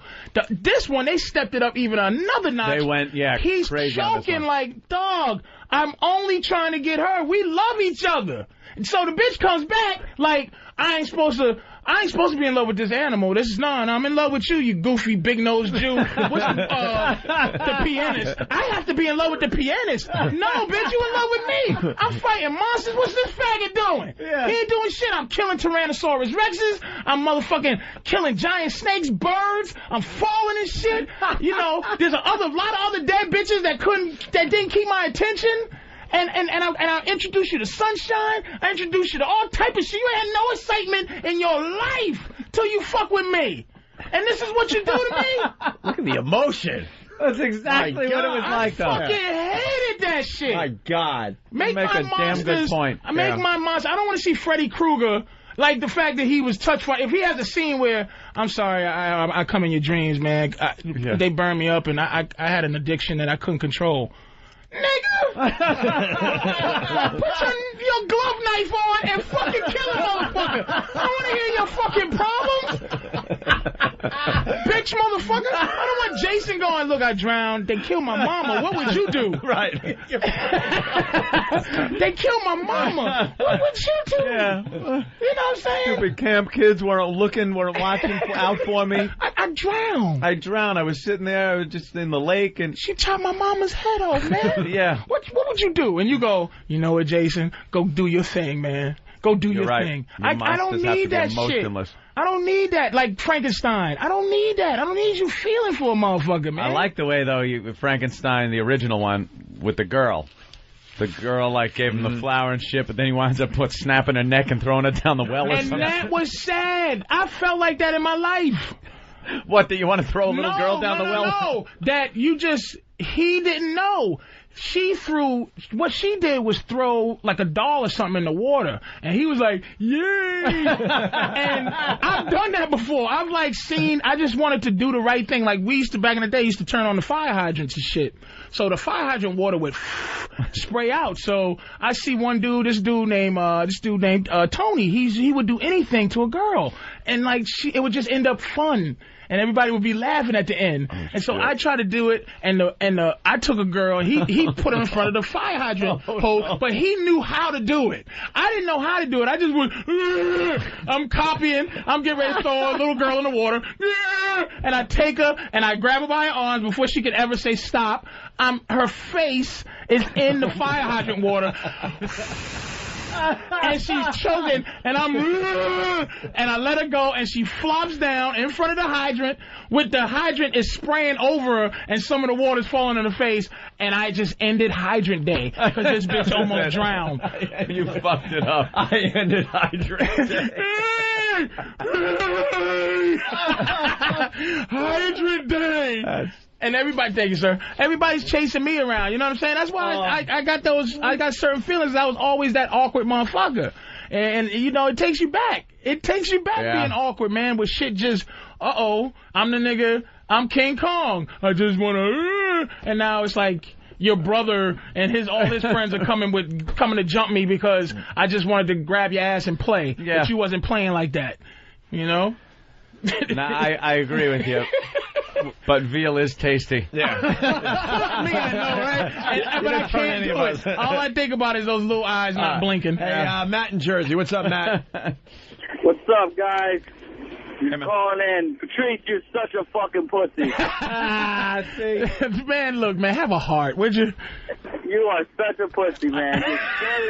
And you are a stereotypical black male. You know that? Why? You are scared of the water, and you love you some chicken. You are a fucking pussy. I love chicken, but, you know, if I saw a chicken being murdered, I'd then you would change your mind. I would change how I eat Sure. John in Tennessee, what's up? Hey, what's going on, boys? Hey. Hey, Patrice, you would rather hire a hitman to do your killing for you. I'd rather watch Bambi step out in the woods, blow his lungs out, and then rip his guts out, take him home, and eat him. Well, because you're a coward, man. What? First of all, you said Bambi. You didn't say the Yeti, motherfucker. You didn't say the abominable snowman. You didn't say I want to hunt the fucking the stingray that killed the crocodile hunter. You fucking fag. You said Bambi. I said I don't. I'll go after a bear. Go after a bull. Oh, shut the fuck up! Now change with your animals. bare hands. You said Bambi first because it's cute and it's innocent and it is a cowardice act. Go after something that can fight you back and then fight it on its own terms. If you fucking nasty like that. Well, that's why we're Killer? the food chain. We got the minds to build the machines. The Can machines. do that. But you do But have we to have talking about nature, that man. thing. Let me tell you something. I can't hunt. I'm not a hunter. I love guns. I love shooting. I love target shooting. I can't hunt. I'm not a hunter. I always felt bad after I shot something. Even though we were, killing it and eating it or whatever. But it's like, you kind of go like, kind of feel like I took a life and, you feel bad about it. But wrap up any piece of fucking meat. I'll eat it. I'm the same way. I've eaten ostrich meat, and ostriches have a personality. A big They head have on a the end real of that personality. stick neck. What do you mean they have a real personality? Like They have like big eyelashes. That's like eating a koala sandwich. Like they're nice animals and shit. They give something. Koala sandwich. Koala are like things that you just go, hey man, how are you? But here's the thing. Here's why hunting deer is such a faggot thing. I'm gonna tell you why. All right, a lot of people are going to disagree. Deer have no natural predators. So they stand there, and the only thing that keeps them moving is because they're just a little bit nervous about anything. Don't like bears. No. Don't They don't. lions or mountain lions? A bear might eat it, but like an antelope, a lion is an antelope's natural predator. It's looking out for a fucking lion, an antelope. Yeah. The reason you ever see those Serengeti things with a yak or whatever, the wildebeest, they go down to the fucking lake or whatever, and the motherfucking alligator comes and chews one, brings it in. Oh, yeah. And the other ones back up for a second and then go, all right, nigga, I'm going to get some more water. That's because those creatures don't have natural enemies, natural predators. That's why deer get hit in the street. They don't know not to go in the fucking street and get hit. So when they're drinking and some fucking asshole with a reindeer hat and a reindeer whistle, and the reindeer's like, what the fuck's going on here? Shoots him in the head and you carrying around like, Unga Bunga, I am the caveman. You fucking faggots. Why don't you run up on an elk and try to choke him with your bare hands and sneak up on him like a fucking, like a soprano with some wire and go behind a fucking antelope naked, with a grass skirt. Kill him like Carlo. You got to get him in the car first. That's the toughest part. Get him in the front seat of the old fucking Chevy. Hey, elk, just don't lie to me. Just don't say you didn't know. Get out of the family business. Let's go to Alex. Take you to Vegas. Alex, gotta pay a toll. Alex from Miami. Elk at the toll booth. Alex. What the fuck? Hey, how you doing, guys? Hey. Hey, we want to come upstairs? Oh, you did the walkover today? I took the stupid Passover and it didn't make it in time. I just flew down from Miami. I just want to see, see the studio and hang out with you guys. I just flew from Miami. My arms are killing me. Someone get Alex and bring him upstairs. All right, stay there, Alex. Let's say hi to Ben. What's up, Ben? Hey, guys. Hey. Hey, Patrice, let me overanalyze this for you for just 1 second. Go ahead. Okay, now you don't like to eat veal because you saw what happened to him? Maybe wait, let me preface this, though. Okay. It's not that I'm telling motherfuckers not to eat veal. It's because I saw how they ate veal, and it affected me. Personal decision. I understand that. It is all. It just affected me. That's all. Personal choice. Maybe not that's preaching. the same reason you sympathize with King. Maybe he reminds you of your dad. Maybe in the 60s, your dad maybe crossed the line. I never met my dad, you fucking cocksucker. So, Dr. Phil Fuckface. Yeah, look at him. Yeah, just psychoanalyzing I never met my dad. If anything, maybe King Kong might represent me in a way that maybe I might feel that way in white society. In this society, I might feel that way. You know what that whole movie was about. Come of course, on, let's it's a be nigga. real here. And that's the sad thing is that I wish it had stayed the 1933 version where it's just a mindless motherfucker. The way that white people back then portrayed a nigga, just a big-eyed, eating motherfuckers, instead of what it would turn. The newest movie was more like a black man than the first movie. First movie was Monster. This one I'm not supposed to identify Jungle with. Fever 2? Yes, that's what it is. Because they had her so in love. And in the end, if you watch the new one, in the end, she never goes to the pianist and goes, I love you.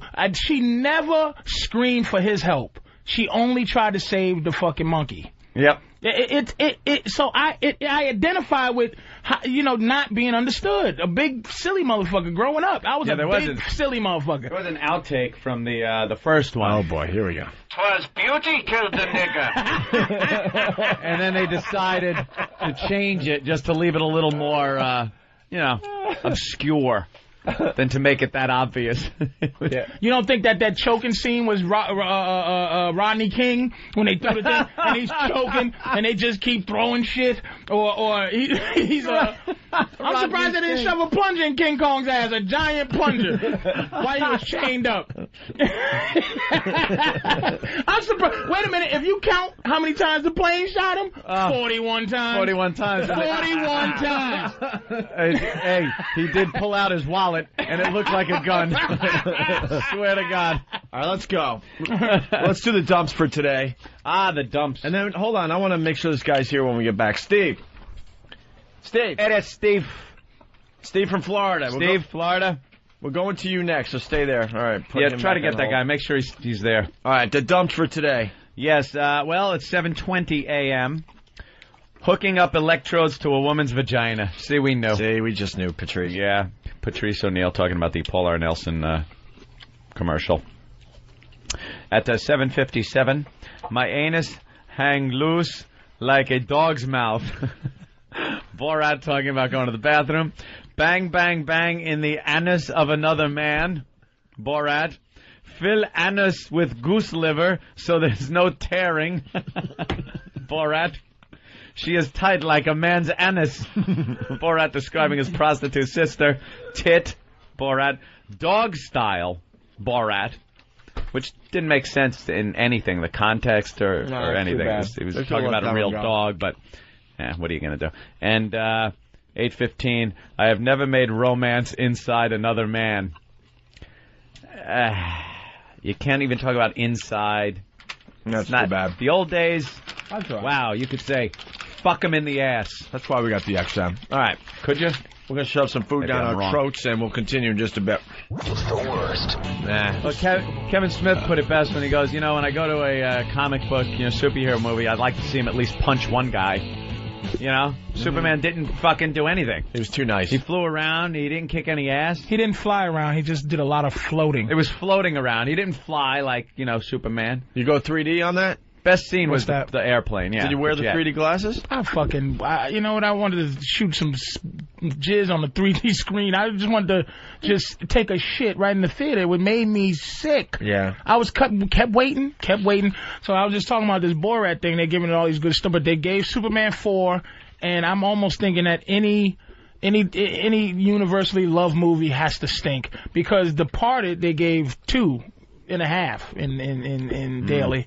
And they give him Borat 3.5, 4, and I think it's probably because they're like, oh, he's so smart and so. I hope it's not one of those critically acclaimed because critics are assholes. Have you ever seen a critically acclaimed movie that was actually you loved? That they just 47 stars. This is the greatest movie ever made. And that's a good question, actually. I don't know. I can't think offhand. Why does I don't remember the reviews for any films. You see Payback with Mel Gibson. You think that got 4 stars? That was a fantastic movie. Did not see that.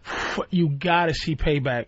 People will stop hating him if Payback becomes one of his great movies. All right, hold on. Steve has been on the line for a while. I hate the Road Warrior. I don't care what the fuck he did. I don't care what he did after that. Let's say hi to Steve in Florida. Steve. Hey, guys, what's going on? Hey. Oh, man, I'll tell you. You're not going to believe this one. Saturday night, my old man calls me up. All right, hold on, because I know what you're about to say. You're married? Yeah. How long you been married? About 3.5 years. Kids? 1. High school sweetheart, or what's the deal with the marriage? We dated. No, she she used to be my secretary. Oh, married before her? Nope, never been married. Okay, all right. So we got the back history. Married 3.5 years. You got a kid. And who called you up the other day? My old man calls me up. My dad. Okay. And he says, "How old a fella are you?" I'm 37. All right. So and my wife is 23. Okay. Maybe that's a problem, but my dad calls me up, tells me to go check out this porn site. And I said, Dad, I'm not into it. He said, no, you want to go check out this porn site, Simply Great Porn. So I punch it in, and as soon as I punch it in, all right. There's my wife in the upper right-hand corner. Oh, boy. You found your wife on a porn site. Actually, your dad did. Now, is there a website?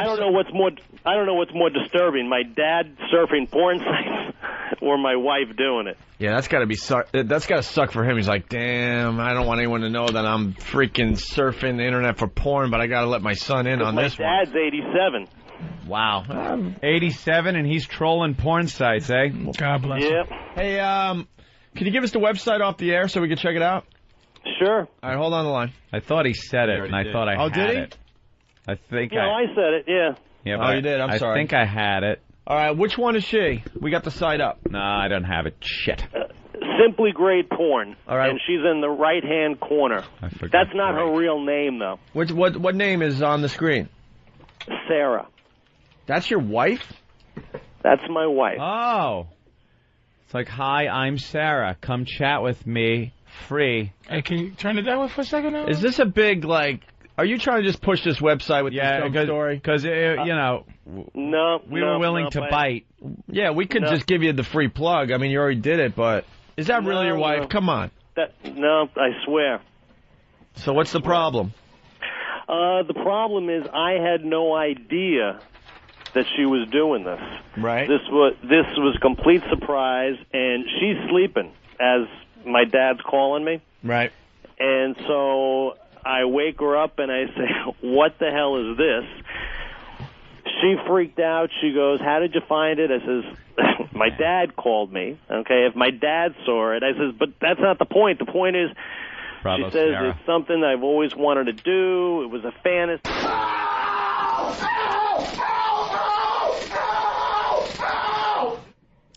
Yeah. I call Bravo Sierra. We've been doing this way too long, sir. You're just way too casual. Yeah. Because I was going to ask, where's she at right now? Right. Where the fuck she at? Is she at work? Yeah, he's just, and, you know, this, that. Look, First of all, the guy wouldn't... He wouldn't call a radio show. Like, that right there is enough. And he said Saturday, he'd still be in shock and in pain if he's a square. I mean, I'd appreciate the fact if I found my girl's old porno shit, but it's like this You're guy... a whole different breed I'd there, be like, Patrice, God let me tell you. damn, bitch! Yeah. But it's like, and that's too professional and too not... That's a under the carpet kind of porn site. She's like, hi, everyone, I'm married and I'm a porn bitch. But it's not... If she was on Scuzz, but one of those scuzzy... like there's some shit you go to like The Hun, or where you just pop on things and go, wow, this is some disgusting shit. Yeah, that's all pro. Like that's a full-time job for her. Yeah, that's pro. That's fucking pro. That motherfucker's a manager. Too good for a cam she's doing that full time. Yeah. What does she say she does for work? Where's she at? Where the fuck she at now? We've been just at this game a long time. Pull the wool over our eyes, sir. All right, we got the gay evangelist. We got that story. We got, remind me, we got to play Jim Norton on Letterman the whole set. We were supposed to play this yesterday, and Jim's in Atlanta, so we'll do that going into break. Someone remind me on that. We got Shame on You. A new one? Yeah. What was the problem? Special needs girl late to school all the time because of long bus ride. Okay, I got to hear this. Yeah, right to this? Yeah, go right to that. What about the wax lipping? No, retard beats out wax lips. And what about some children's lyrics appropriate for children? Question mark. Oh, that's too vague. Yeah. Yeah, I don't know what it means, but I could. Shame, retard, long bus ride. It's easy for me. All right, let's see. Arnold Diaz, shame on you. Last month, we reported that 17-year-old Andrea Avant, a special needs student, used to love going to school until this year, when the bus trip became a nightmare. Tell me about the bus, Andrea. They're late. They're late. They're late. Yeah, they're late. Every day? Every day. Every day? Yeah, every day. As we told you, the bus Andrea rode had to pick up 17 special needs students on a long route starting in Far Rockaway, winding its way... Well, yeah, because we got to spread them out. You don't want them all in one neighborhood. Got to thin them out. Jesus. On a long route starting in Far Rockaway, winding its way through Queens, not arriving at the Information Technology High School in Long Island City until 9:30 or 10 o'clock, long past the school's 8 o'clock starting time. So, Andrea, you're on the bus for 2 to 3 hours in the morning? 2 to 3 hours in the morning. Who was talking first? And then who stepped in? You know, because... well, you know. Problem. I have a problem with the name of this school. Shouldn't finger painting be in the title of that school somewhere? So how does Arnold help? He's a do-gooder. He visits the bus company. Mm-hmm. The long trip, we reported, violated the Education Department's own guidelines that say no student should be on the bus longer than 90 minutes. But Michelle Avant said her daily complaints were falling on deaf ears. But because it's a special needs child or a child who doesn't have a voice, it's like we'll get to it when we get to it. It has to be done now. And we told you, unbelievably, the manager of the Little Richie Bus Company pleaded ignorance. The parents say they've been calling and making complaints, and you're the general manager. Shouldn't you know about the problem? Honestly, I didn't know about the problem. Yeah. No, I didn't. Yeah. Yeah. Whenever the guy admits to it, right? Like, unless somebody shoves their fist in the camera lens, it doesn't work for him. So it's like, I didn't know about the problem. Yeah. Well, Pete from Columbus, Ohio. Hi, my wife is a special need amateur porn star on I'mAWaterhead.com. A lot of confessions coming in on the instant feedback. Keyboard Commando from Boston. Opie, I found out my wife was Jenna Jameson after being married for 4 years. Wow. Yeah.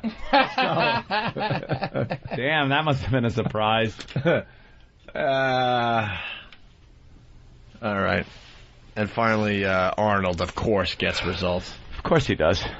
So last month, we put the city education department and the school bus company in the Hall of Shame. And what do you know? The next day, the problem was solved. After the broadcast, everything went the way it was supposed to go. More buses were added to the route, just as the parents had been requesting. So instead of having to pick up 17 students all over Queens, now they only have 11 kids on the bus, and it's within my area. The result is Andrea now spends only an hour or so on the bus. After the story, it came here. It came here on time? Yeah, on time. Right, it came here on time. And did you get to school on time? Yeah. In fact, we took these pictures of Andrea's bus arriving at school a few minutes before the 8 o'clock opening bell. She hasn't been late at all since our report. She's not missing any classes, which is great. We're totally pleased. We're extremely pleased. I like to thank Fox. Thank you. Thank you. Mm-hmm. Good. It's our pleasure. You know who their audience is. I certainly do. That was a lackluster shame. Yeah. I like the ones where they're confrontational. The guy goes tells him to go shit in his hat. Arnold, go shit in your hat. All right, let's say hi to Paul in Texas. What's up, Paul? Hey, boy, this is Paul. I got a little story for Patrice, being he's the man that knows the woman, and I wanted to give a little insight on it. Okay. All right, dated a girl for a year and a half. She's 21, I was 35. We both come out of bad marriages, right? Everything was going cool. I let her get close to my kids. We decided to move back to Texas, where she's from. And, you know, she's one of these girls, you know, told me that, you know, I'll never cheat, you know, I'm loyal, I don't lie, blah, blah, blah. And, you know, I drive a truck, and she was cool with that. And came home, it was the 25th, right around the 25th of October. Kind of sensed something was wrong, you know. And then everything seemed all right, you know. She needed a new cell phone, got her new cell phone. Go to work, call, say, hey, I'm going to be back this afternoon. Well, you're supposed to go to California. Automatically, you know, the alarms go off, right? Well, all of a sudden, I need the space thing. And I said, hey, are you seeing somebody? Let me know. She says, no, it's not. Okay, so I get strung along for a week, and then just all of a sudden, just stuff wasn't adding up. So, being a former Green Beret, I called a friend, got into her cell phone, got a number I didn't recognize, and actually got a hold of this dude, started talking to him, and I go, how do you know my girlfriend Jessica? He goes, well, she's my girlfriend. I go, what are you talking about? He goes, yeah, we've been dating for about a week. I go, that's funny. Last weekend, we were sleeping in the same bed together. I go, she's talking about marriage and babies and stuff. I go, so I understand. Well, the reason I was calling to ask Patrice is, once she, she finally, I called him, she finally fesses up to it. All of a sudden, I'm the asshole now. I'm the one being treated like shit, and I didn't do anything wrong. And I want to know from Patrice, is that because of the guilt is taking over? The what? The guilt? Is it because the guilt is taking over? Is that why all of a sudden I'm the asshole now? What are you guilty about? Man, she's saying he's trying to find some kind of saving grace that she's guilty. Nah, man, let me tell you what you didn't do. You're 35, right? She's 21. Yeah. Your fuck game, you're not going to be able to fuck a young woman so that her body belongs to you. So you have to have her mind belong to you. You're not a big dick fuck machine that she needs for her body to be completely under your spell. You're a middle-aged man now. You're getting up there. You don't want to fuck as much. And you're on the road driving a fucking truck. But listen. Your mind ain't right. You first of all, she's probably too pretty for you in your mind. But she's not. You have to have her think, this is what you do. You have to have her convinced that her cheating and fucking another guy in some weird way, you're happy about it. You understand what I'm saying to you?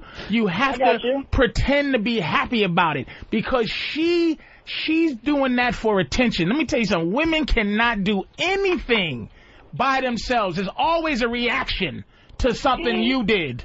You understand? So this is her little way to go, hey, you're on the road, motherfucker, and you're not paying me no attention. I'm some hot whatever, and I can get pussy or I can get dick anywhere. I tell my girl all the time, it ain't no big deal. My girl could fuck anybody. But I make it seem like it ain't no big deal for you to fuck. I almost take the sting out of fucking, because fucking for her is not... It's not a fuck. It's easy for her to fuck. Then why were you keeping tabs on her during our Halloween show? I wasn't keeping tabs. Flavor Flav's posse showed up. I'll tell you what happened. Hold on, dude. I'll tell you what happened. Oh, this guy won't shut up. Okay, hold on. Hold on. Shut up, Paul. Oh, I'm gonna tell you something. Opie. Ask Marcelino. Mm-hmm. I'll get up and walk away. Mars is like a 50 grip black belt or some shit. Yeah. He's like, dude. She's been fucking talking to your fucking girl. I go, calm down, Mom. Calm down. Listen, they're doing their job. They're trying to fuck her. And this pertains to this dude. The only way I can keep my girl from fucking Flav's guys is that I'm on her mind. You understand what I'm saying? You have to be on her mind. Like she has to say, it's not worth losing this for maybe the potential better fuck. Do you understand what I'm saying? The fuck means nothing to her. Dick means nothing to women. Do you understand that shit? It's easy for them to get. You have to make your knowledge, your guidance, and your slight love. You give them love like little bits of medicine. My girl says, you know what I say when my girl says I love you? I say you should. Like taking a vitamin every day. You should. There you go. You fucking should. Because it's not easy. It's not easy for you to get love. I'm a pimp. Except if I don't have bitches on the street. Right. Because that's that one little weak part of me where it's like, I'd like, keep your money if you're fucking. It's your pussy. But you treat him like a koala bear. She was keeping tabs on me because let me say this correctly. I've devised a way, and you see my girl, she's a good-looking girl, man. I've devised a way to have her discredit the fact that she can fuck anytime she wants by seeing the way I need. She knows that a guy has to have no affection, no liking towards her to fuck her. She knows that in order for me to get pussy, that most of the time a girl that wants to fuck me feels about me the way she does. So it's moving in on her territory. Right. If a guy fucks her frivolously, it's not moving in on my territory. That's just you giving up your pussy. Hey, that's on. Hey, you doing me a fucking favor. Now I can go shop again. You know what I mean? I can go open up the human resources department. That's why I act the way I fucking act. Do you understand what I'm saying? So, dude, this is what you did. You, as a 35-year-old man, you need to give her guidance, man. Stop trying to catch up to her. Have her catch up to you. You are better than her. You understand? Think about this. You're 35 years old. She's 21. That's 14 years her senior. Now, do you think that what's 14 years? 8 years old or 7 years old? Do you think a 7-year-old would let a 21-year-old or a 21-year-old would let a 7-year-old dominate her mentally or dominate them? And you're gonna guide a 7-year-old if you're 21, right? Right. So you are still 14 years older than her. Guide the bitch. You're not guiding her. Don't dump her. She's just goofy. She's goofy.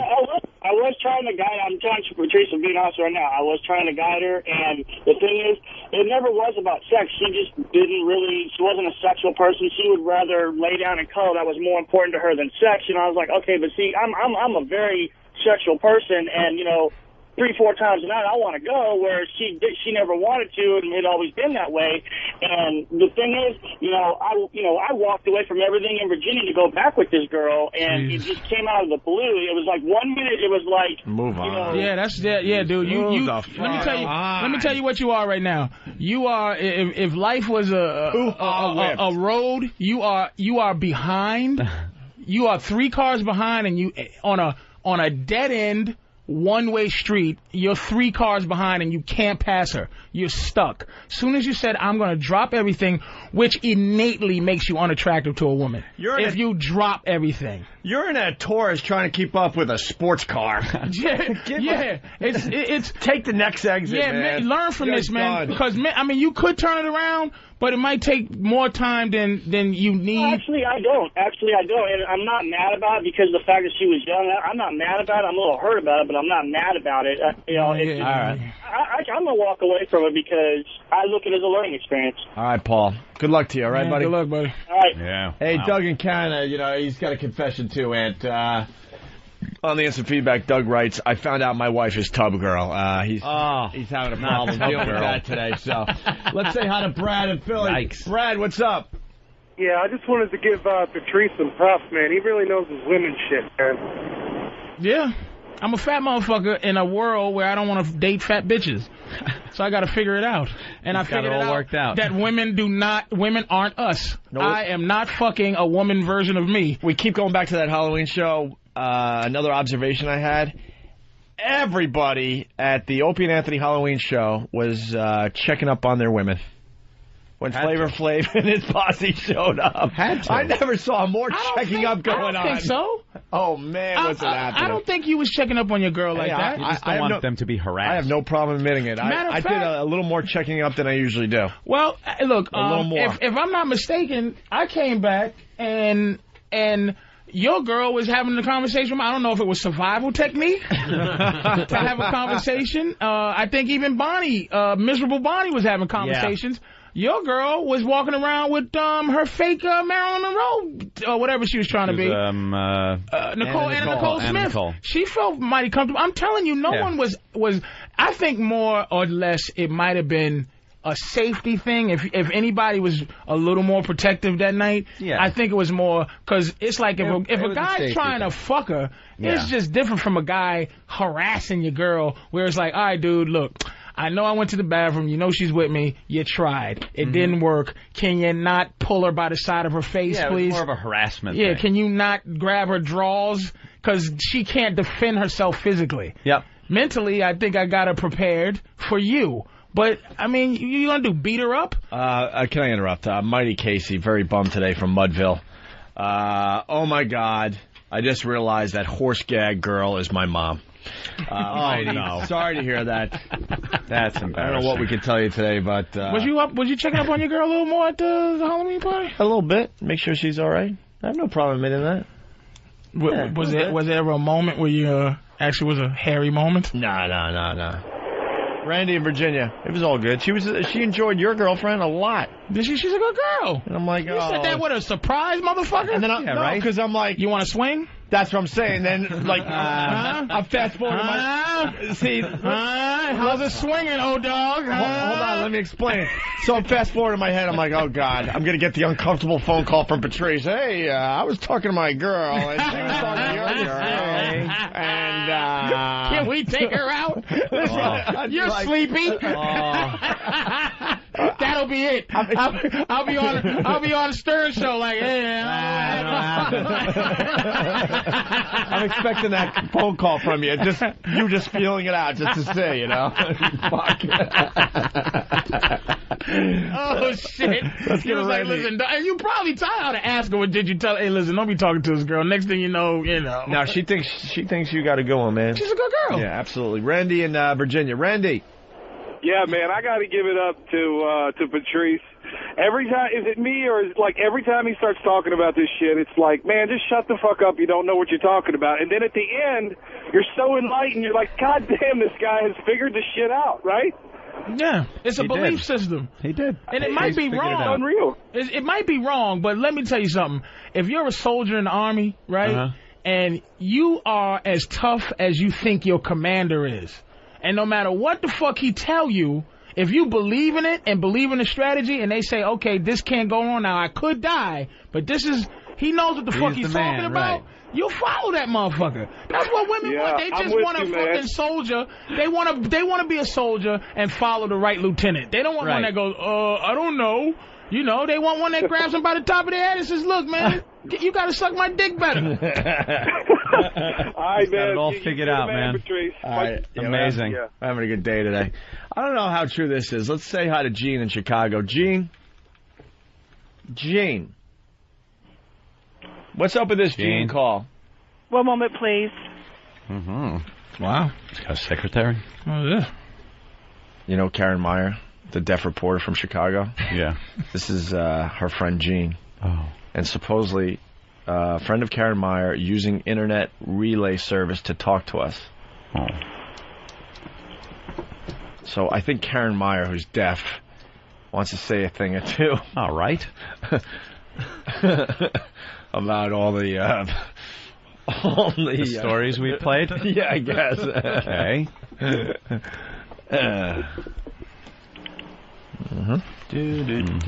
Oh, isn't deaf just a pain in the ass? And another thing. My God.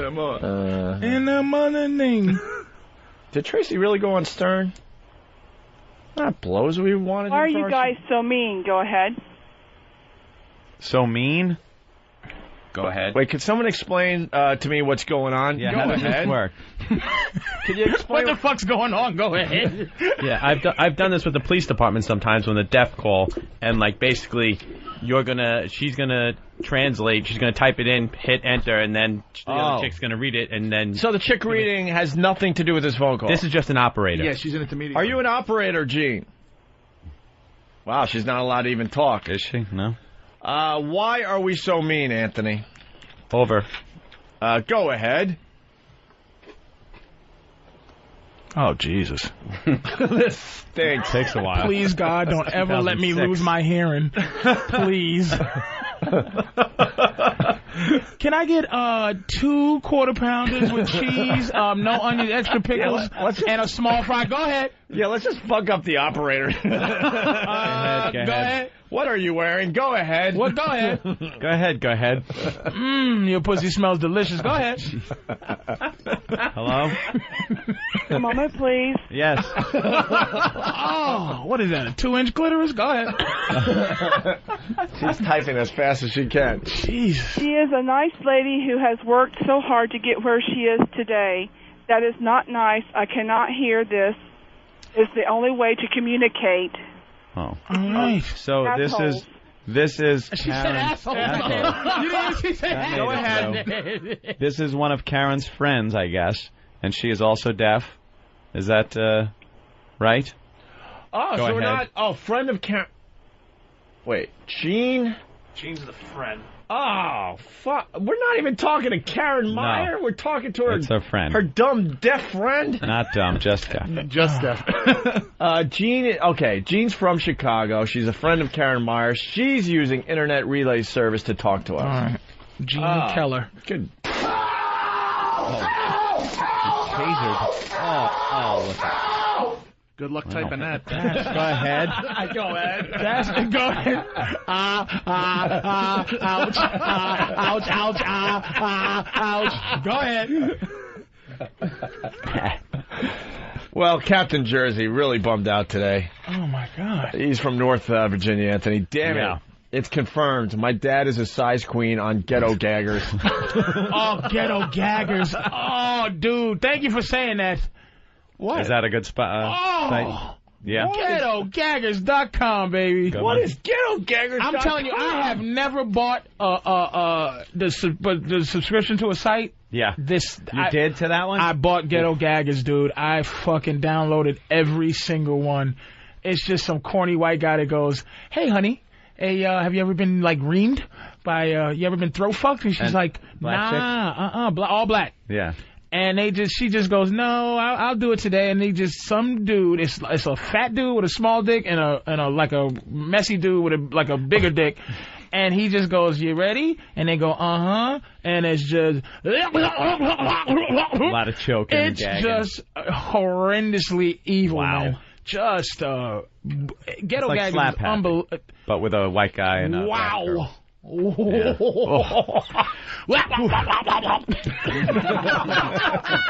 Over. Go ahead. Go ahead. Go ahead. All right. Look at that. Oh, Lord, it's despicable. Oh, it's just I jerked off. I'm going to tell you why I bought it. I jerked off to the sample movie. I never do that. To the white chick. I'm Paul R. Nelson. Go ahead. It's a light girl. All right. Oh, here's the sample movie? Yeah, watch how fast it goes by. It's like... I like how the GG and Ghetto Gaggers... Oh, yeah, okay. Wow. Look at the fat mess. Fat mess. Oh, he's my hero. Look at that messy small dick and it's still gagging. Wow. And there's the money shot. And they leave it there. It's so degrading. They leave it there. But I'm gonna tell you something. If you watching, you look at porn. You're not a porn watcher, but let me tell you, man. Japanese porn dudes. Yeah. Japanese porn is the single most sinister porn ever. So Jimmy says, yeah. I watched a porno, and I swear to God, they are creative with their filth. Is two things I saw. One, a girl they made fuck with worms. They just pull worms on her, and then some guy fucked her in some worms, and she's just going, ay. Why? And he's just fucking the shit out of her with worms. It's degrading. I saw you played that on WebJunk. And then, and then the chair shot up in the air. Worm fuck. Worm fuck. So look at his chink and then fucking with worms. When I watched these two lactating Asian girls just squirt each other in the mouth with milk. And they would go, that's delicious. And then the other one would squirt her in the mouth. She'd go, and it was serious. It wasn't anything. Yeah. That's my new shit. No non-sexual sex shit.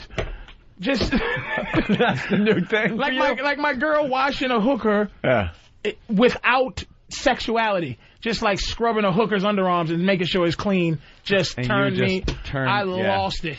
They were seeing her go, no, not ready yet. You're just getting past the point. Oh, you're over the edge, yeah. But first of all, don't judge me when you work with Norton every day. I know. Well, Norton has said that the Jap and the German videos are the worst. Something about being a conquered country. When you lose a war, you just turn to pornography. I caught some German porn. It's all about shitting and two girls chickens. Definitively out in public, just peeing in each other's mouth at the trolley stop. The trolley stop. Yeah, das Trolley, gut. Pete from Columbus, Ohio. I'm not sure if this is accurate, but let's try it out. The clip Patrice is talking about with the worms is on videos. Hold on. Yeah, why don't you type that in first before they crash this site, too? These bastards. There's too many horny guys that listen to us. Videos. Wow, is this updating like crazy today? Now I gotta find it. Hold on there, Thin. Where the fuck did it go? Who the what? What the?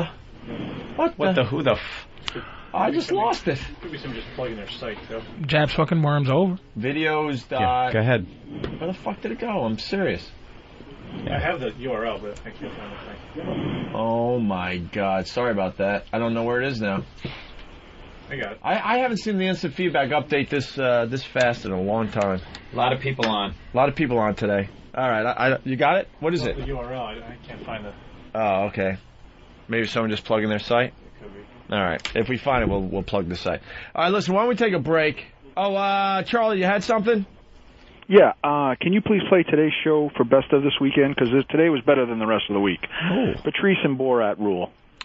What about Paul R. Nelson? He was pretty good today. No, he just doesn't cut it. Well, no, it was today in a XM commercial, so we had some of that today. All right, thank you, sir. I thought we had a real good week of radio. All right, why don't we take a break? Patrice sitting in for Jim Norton today. We meant to do this yesterday. Jimmy is in Atlanta all weekend. Do we know what club?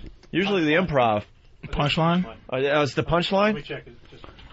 Oh, boy. How did Jimmy do? Killed?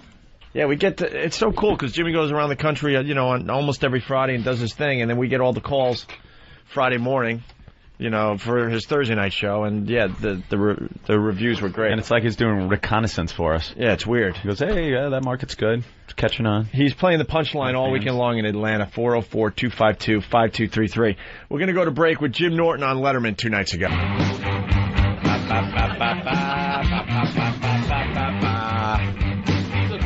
All right, well, woman gets half of her lip waxed off. So what, motherfucker? In Harlem. We were just talking about this yesterday with Tara Reid. When you're getting these things done, you got to do just a little bit of research. Well, she just thought she was getting a little hair removed from her lip. Yeah, but the women are doing this every day, and they're not they're not leaving the store with only half a lip. Must have been using that rat trap glue that we use. Yeah. Yeah, about the girl that went to Mexico and got an ass transplant, and the guy put oil in her butt. Regular like motor oil? Motor oil in her butt. Shit. To give her ass a little shake. Oh, Jesus. They had to drain her butt cheeks out. No bullshit. Change the filter. No bullshit. They had to drain motor oil out of butt cheeks. She went to Mexico and motherfucker cut 2 slits in the booty and put motor oil in her butt cheeks. Yes. She's got to go back every 3,000 miles. Yeah. Put a little Jiffy Lube sticker when she's got to go back. And they sewed it up and to give it a oily jiggle. Yeah. And she had to, she almost died and they had to release oil from her ass. Exxon. No bullshit. Well, that's what happens. Here's the story. You got to do your research is what we're getting at. A visit to the beauty salon turning into a lawsuit. A woman claims she got a lip wax that removed more than just hair. She ended up in the emergency room. Mercy Ago says hot wax disfigured her. Ago was a regular customer at the Master Nail Salon in Harlem. She says the wax was so hot it ripped off part of her upper lip. The worker applied some ointment and used bandages to alleviate the pain, but the damage, it was already done.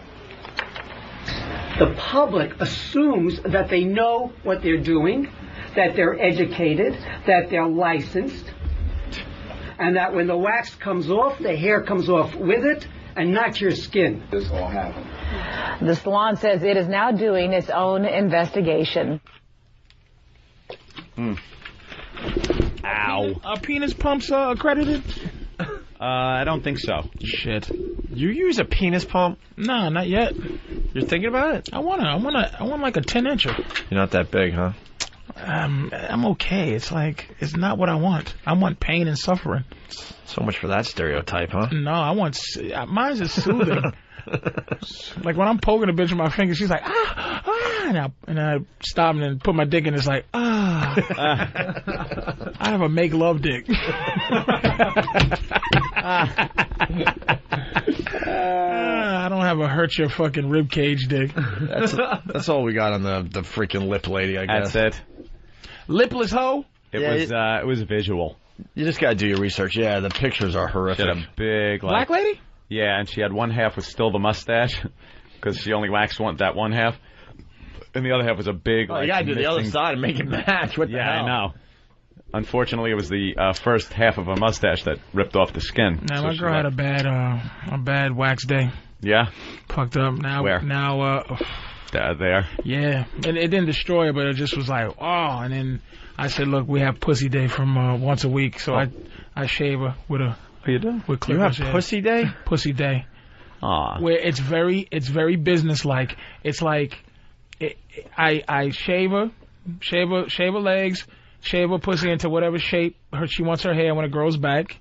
Wait, she doesn't go bald? She doesn't. She likes to have a little hair do something. So I'll shave like a little. Is it up to you to pick the shape? Yeah, well, maybe a thunderbolt, maybe a fucking maybe a heart, maybe a fist, a power fist. Black power fist. And then right after I wipe all the hair off, I eat a pussy. So she come, and it's very businesslike, and it's very thank you very much, sir. Not a hair in your mouth? And I go downstairs and hair in your mouth? It's pussy day. It doesn't matter. Stubble? It's pussy day. And then go downstairs and play a video game. I give her a release. I give her a happy ending. You're a good man. And I go downstairs and play my video game. She goes to sleep. Good boy. People are saying, Patrice, if you didn't have a fat pubis, you'd have a 10-incher. A fat pubis. Oh, the meaty thing? Have you pushed all that back to see how big it would be? I've done that before. Does it add I've anything? I've even shaved. To give it all shaft. And trust me, look it, man. It's not. Put it this way: when I watch porn, I get upset. Yeah. I seen a guy get a double-handed jerk, and I just almost fainted out of sadness. I have a fucking good-sized dick, but I don't want a good-sized dick. I want this mic stand. I want to fold it like this. I want to adjust my dick. You want to fold it before you go outside. I watched porn last night. I couldn't sleep. It was 2:30 in the morning, so I said, let me just jerk off and get in the shower afterwards, right? So I'm I'm watching some Oriental gangbang, all black dudes banging these Asian girls. Jesus, every night. Afterwards, they do a thing where they judge the girls, and they go, what do you give her, man? And they're like 10. I give her a 5. I give her a 7. And dudes are standing there after the aftermath. Yeah. And some of the guys' dicks are so big that where it would stick out and then hang down. Some of those dudes, the sticking out, hang down part where the dick starts to bend. Yeah. That part before it hangs down is bigger than my dick. Is a full dick. Is a full other dick. And it bugs me. That's gotta suck. It bugs me. Filled up, it's decent. Like I said, if my dick was in Vietnam, some dudes' dicks can kill a whole village. Come in, everybody dead. My dick crawls around in the bushes with a knife in his mouth. Might take out a foot. Cut your throat and then hide back in the forest. Hey, with that, let's go to Mike in Canada. Mike. Hey, Patrice, thank you so much, Patrice. You give me a lot of great advice. I used to think you were just a prick, but now I know you speak the truth. I do the same thing with my wife's pussy, but I just got to call you out and ask you what a thunderbolt looks like. It's you got to wait till the hair grows a little bit. You start in front of the clear, and you just go up. What he's getting at, it's a lightning. You know, a lightning bolt, maybe. You said thunderbolt, so well, they have that in They say that shit in cartoons. They thunderbolt, you bastard. All right, picky. That's how dumb I am. I would have been sitting there going, yes. And he would have said thunderbolt. I would have been like, Lord of Jesus, Lord, thunderbolt. What's wrong with thunderbolts? Let's get to one of the big stories of the day. This is just a wonderful story. Boy, that lightning was loud. We heard about this today, and we have a procedure in our church for an independent board to come in whenever there's allegations of a problem, and then they do a thorough... Well, this isn't the actual story, unfortunately. That's a thorough investigation. Is this are they talking to the dude? Talking to the dude, yeah. That got caught? Yeah. And now he had to quit? Yes. All right, the story goes, the president of the National Association of Evangelicals... An outspoken opponent of gay marriage has given up his post while a church panel investigates allegations he paid a man for sex. It's the post that was up his ass. The Rev. Ted Haggard resigned as president of the 30 million member association Thursday after being accused of paying the man for monthly trysts over the past 3 years. I guess once a month for 3 years. Haggard, a married father of 5, denied the allegations, but also stepped aside as head of his 14,000-member New Life Church, pending an investigation. I am voluntarily stepping aside from leadership so that the overseer process can be allowed to proceed with integrity, he said in a statement. I hope to be able to discuss the matter in more detail at a later date. In the interim, I will seek both spiritual advice and guidance. And I guess they got to interview him on CNN this morning. We heard about this today, and we have a procedure in our church for an independent board to come in whenever there's allegations of a problem, and then they do a thorough independent investigation, and they have the authority to fire me or discipline me or to exonerate me. And so they've received a phone call already, and they'll be coming in and talking about this and investigating it and deciding what they need to do. So they've already started that process? We started that process tonight when we got the word. I received the word this afternoon that there were questions rising, and my name had been mentioned in Denver. And so actually it was your calls tonight that confirmed that I was the one he was going to talk about tomorrow morning and make the allegations against. And so we have a system for that. It's totally independent of the church. It's a group of men that will come in and meet with the person making the allegations and then do the research and then discipline me if I need to be disciplined, fire me if I need to be fired, or exonerate me. Nah, he's hoping for the Sounds discipline. like he's looking forward to it. He's hoping for the discipline. Can only imagine what kind of discipline they have at that church. Old-fashioned hoods in the and basement. all chanting. A lot of candles lit. Paddle. Yeah. Robes with hoods. Damn. Fraternity paddles. Yeah. You've been bad, boy. And then reporter asked if he knows any gay men. Do you know Mike Jones? No, I do not know Mike Jones. Do you know any gay men in Denver? Well, we pastor a church with 14,000 people, and so I know a lot of men and women, and I don't know that I know any gay men in Denver. However, there could be people that come to the church that are gay men or whatever that I know that I don't know are gay men. Okay. Have you had a relationship with... I have not. Oh, boy. Oh, no. You have. Yeah.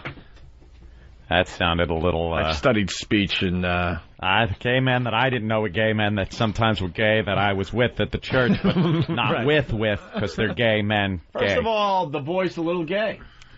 Does he have the gay voice a little bit? Second of all, he answers the question before the question is... I already got an answer. Right, officially asked. He answers it poorly. He answers way too fast. That's someone that's like... or whatever that I know that I don't know are gay men. Okay. Have you had a relationship with... I have not. Any kind of... Have not. No. Have you? No. Stop it. Okay. Have you had a relationship with... I have not. Any kind of relationship I've at all? never had a gay relationship with anybody, and I'm steady with my wife. I'm faithful to my wife, and so I don't know if this is election year politics or if this has to do with the marriage amendment or what it is, but I'm not even the guy that'll investigate it or question it. I don't know what the dynamics are, but this independent group will come in and do that. All right. Well, good luck to you. I guess what happened, the guy that was servicing him, just had it with this guy saying that he was against, all this gay stuff, gay marriage, and he finally had it. What a hypocrite! You kidding me? All right. I'm going to pop you right out of the closet. Yeah, he's calling me once what did he say, once a week or something like that? Once a month. What is this? Press 9 to hear more options. Press How's 0 that? to replay this message. Press 4 what happened? Patrice's message. about this message. Is it me? Today. Today's Pussy Day? Today's Pussy Day. Oh. Wait a minute. Call you?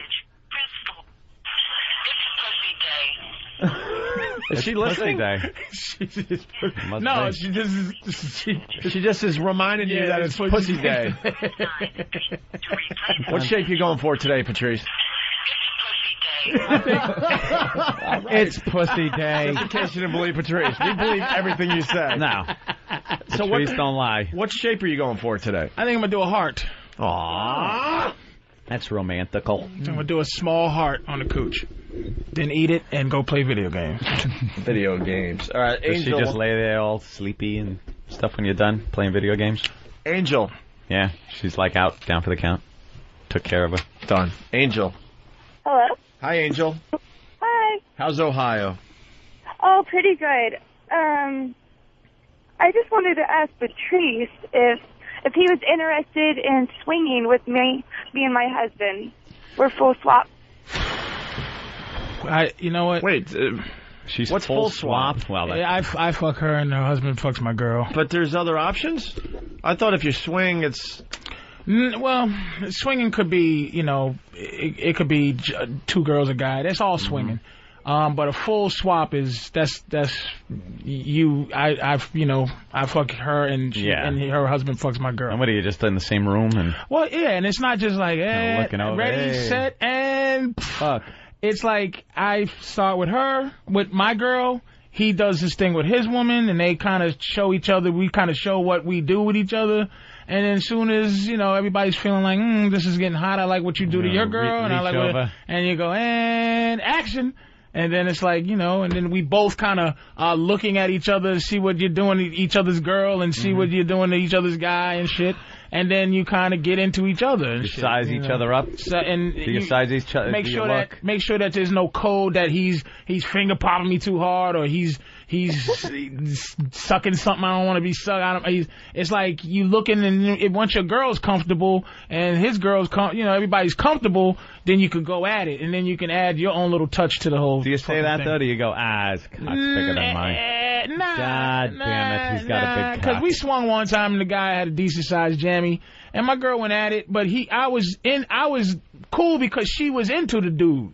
She was like, the dude was, she liked him and she liked, he was eating a pussy right. She didn't give me no help me looks, and you've gotten the help me look? Yeah, with motherfuckers that come in and try to like pimp, like, okay, fucked up swingers motherfucker that come in and one of the dudes tries to finagle it so he's fucking your girl and you not fucking his girl. So he's trying to direct you on what to do to his girl while he's trying to. It's a weird thing if you get an asshole. But see, real swingers are good people, real respectful, real, hey, look, I ain't trying to do nothing funny with your girl. I mean, I know I'm fucking her. I got 2 questions. No jealousy ever? Not there because it's like I don't get the mentality, man. I would be out of my mind. It's hot, man. But see, you're I don't know how long y'all been together, but there will be a time where you go, what swinging is just somebody else into your person. Like if you get a little bored, if you get a little bit taken, like you take for granted the situation to watch another person pleasing your woman, and she's watching another chick being like, she's saying, yeah, she, like, for a guy, it's more like, damn, this guy finds my girl hot, and I like that. For a woman, it's like, oh, my man can fuck like I thought he could, because this bitch is into him. You Listen understand? to her. Listen to her. Oh, yeah. Angel knows. Here's the other question. Do you worry when you're in one of these situations and this guy is really turning on your woman to the point where she wants to now leave you for him? No. Oh, hell. That's not how it goes. Nah, wow, it's not. It's like you want that to happen. I have no clue. It's like you just want, especially because swingers probably most of the time during their own personal sex life are animals. You know what I'm saying? Me and my girl, when we have a real session, man, we're just despicable people. So it's like it's normal fucking when you're swinging. It ain't what you do at home, because if you swinging, you're not regular fucking at home. You understand? You're not doing no missionary, and she's not going yay and yay. She's being choked, she's being peed on, she's being tied up, and now it's like, hey, let's do a little swapping thing. Because, and that's what swingers are despicable anyway. But I say that in good terms. And you just, the only thing bad is if you get an asshole. If you get like a girl that, like, the guy might come, this is another thing, a guy might come with a bitch that ain't his girl. I thought he kept saying when you get asshole. No, when you get an asshole, when you get a fucking dickhead, right? I'm thinking not a dickhead, but when you get a jerk. No, not a jerk. We sure do use a lot of sexual terms for idiots. Somebody's foolish. The first time you said it, I swear to God, I'm thinking, when you get an asshole, I mean, that's like a very rare thing. When you get that's where they draw the line. Look, you can fuck my bra, but not in the ass. If y'all not into each other as much as like if she's into me, Yeah. but my girl ain't into him, it's ugly. Or if he brings a girl that he pretends to be his girlfriend, but it's not. So some hoe. It's just some bitch. It's not good. It has to be two. Swingers are good people. That's what happens. Swingers are good people. And All right, it's hard. enough of that. Wow. Angel, so you guys want in? Yeah. Full swap, Patrice? I can't just say full swap right now. And another thing, you know what happened, Angel? And I'm gonna be honest with you. My girl is almost 51%, 49% in favor of women. She's I am in women too. And I don't know about your husband or your man, but I hate balls, and my girls do. My girl does. We hate balls, Angel. I just hate it, and it's not that it's a jealousy thing.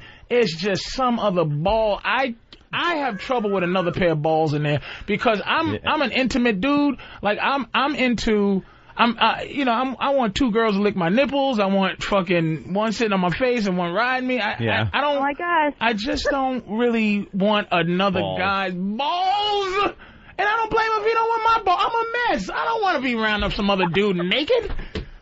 Well, you're honest, and that's the way to be. You're honest about what you want. You're just looking All right, for Angel. a girlfriend in your relationship. Yeah. We're letting her go?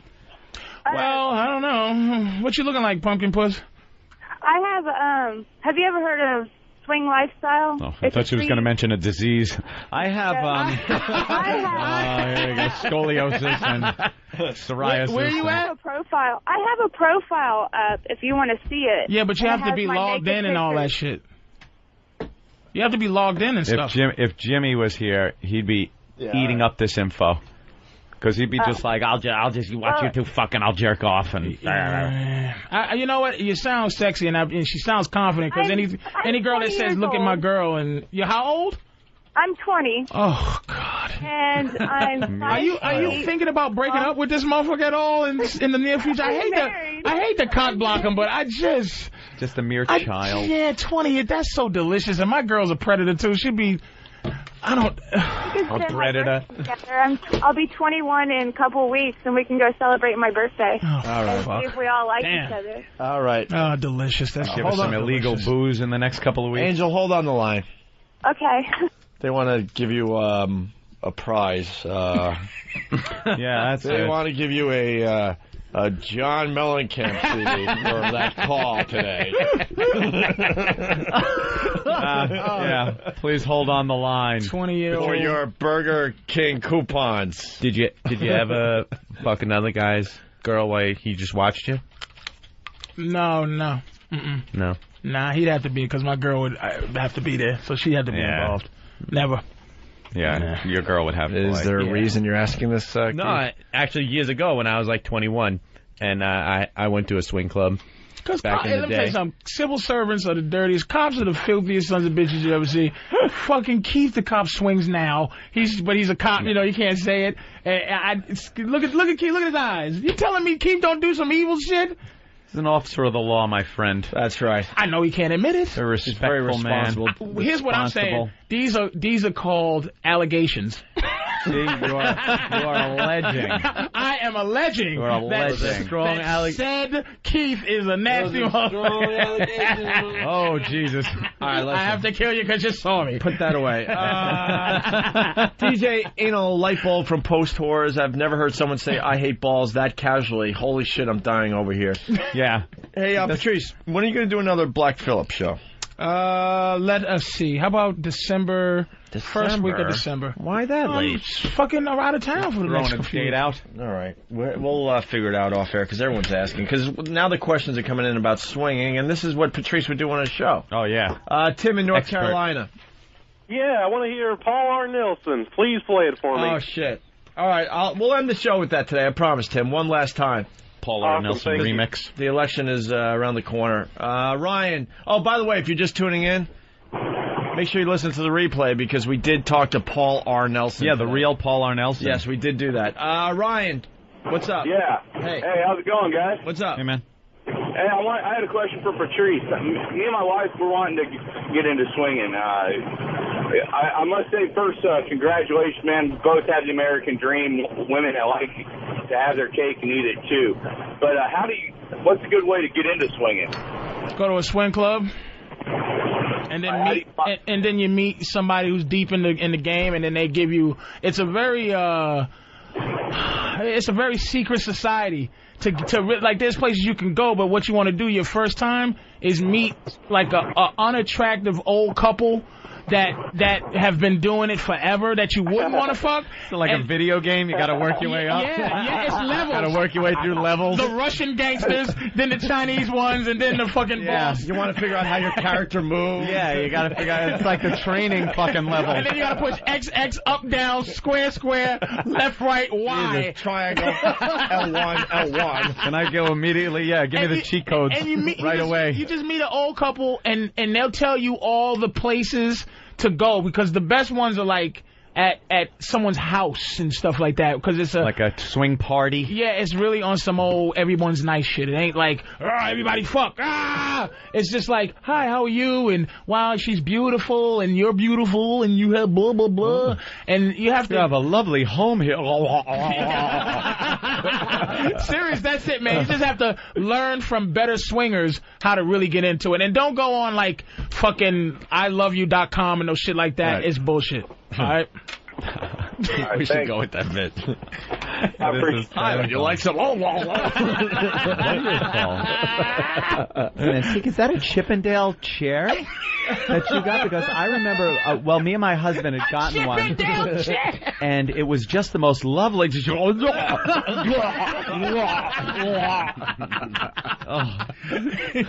Don't come on the chair. Let me give you a tour of the house. Tour of the house first. Yeah, you don't want to just jump in and start fucking. It's got to be kind of. It ain't like Rome, nice. Nigga. It's like, hi, how are you, spaghetti? Right. You know, boy, that meatball looks good going down your throat, and then All right, hey, another mission for the pests. Yes. Go on Howard Stern's websites and ask why Howard is advertising on our show all day long today. Oh, is that what happened? Yeah. Because remember, like, Tom came running in? Yeah. Because we got word that Howard's, like, running commercials on our show. If we suck so bad, why is he using our show to promote his shit? Yeah, why would you So Tom ran in because... no listeners. I forgot to mention this when it happened, because then the show was just flying by with Borat and everything else that was going on. Shit going on. So Tom ran in and said he's taking care of the problem in New York. Well, it wasn't taken care of in Washington, Philly, Boston, and every other station we were on earlier this morning. Howard using our air to promote his shit. Yeah, whatever. Take their money. But has no problem, It's their money. Saying how much we suck and how much we've failed in the last 2 years. Yeah. So why don't you go and ask why he needed to do that today? Do you think they go around and say, what are the least popular radio shows? Book all those. Let's buy those, the ones that don't have any listeners. Or do you think they sit around and go, who really has the but he has big to prove audience? All that, and he just shows that he's full of shit. Of course. That's what I'm getting at. Of course. You won't hear us advertising on his show. No. That's for sure. Well, we would do it as a goof just to get under his skin, probably. I don't think he's doing it to get under our skin. He's just that desperate. Yeah. See how we spin things? That's what's happening. Are we ready for line of the day? It's the goddamn truth. Line of the day. Oh, boy. Everyone wants to know where they can see Patrice. He's going to be at the Helium Comedy Club in Philly. No, the 17th, 18th. You got it all figured out. Yes. You usually come in here with like a very vague plug. What's today's date, Dan? November 3rd. Okay. 2 weeks from today? Not November 10th. Oh, boy. Right now they're taking November 10th wait, now. No, not November. So we got November, that Thursday, November 15th, 16th, and 17th. No, November 16th. God. Listen to me. No, listen. Don't go nowhere. November, erase everything they just heard. November 16th. Which is a Thursday. 17th, which is a Friday. And 18th. Which is a Monday. Which is a... and that is at the Helium Comedy Club in Philadelphia, PA. Right. The Helium Comedy Club in Philadelphia, PA. All right, we got a guy calling from Philly. It's Jim. What's up, Jim? Hey there, Jim. 15th, 16th, 20th. Okay, got it. No worries. Patrice, when you come down to Philly, we'll have to hook you up. I actually DJ at one of the clubs, and we'll have to get you and your girl in for nothing. Oh, thank you, sir. Bring you down, have a good time. Thanks, man. It's a good time, interesting always. Oh, thank you. Good, thank you, sir. Let's say hi to Kenny in Jersey. Kenny. Yes. Today I learned from Patrice that he doesn't mind eating chickens because chickens live a chickeny life. Do you believe you said that? Like, you know how chickens are walking around being chickens and shit. They just lead a chickeny life. These motherfuckers just bark till they die and shit. Run up the ramp, run down the ramp. Nick in Ohio. Peck. Nick. Repeat. Hey, what's going on, guys? Hey. Well, I had something else, but now that you're switching on lines, I think line of the day would be Patrice O'Neill. I learned that his dick is running through the woods in Vietnam with a knife in his mouth. That was a great line. Yes.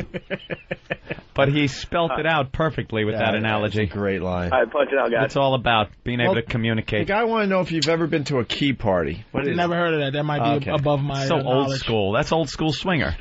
You know key party? It's like one of those things that used to be like in Playboy magazine.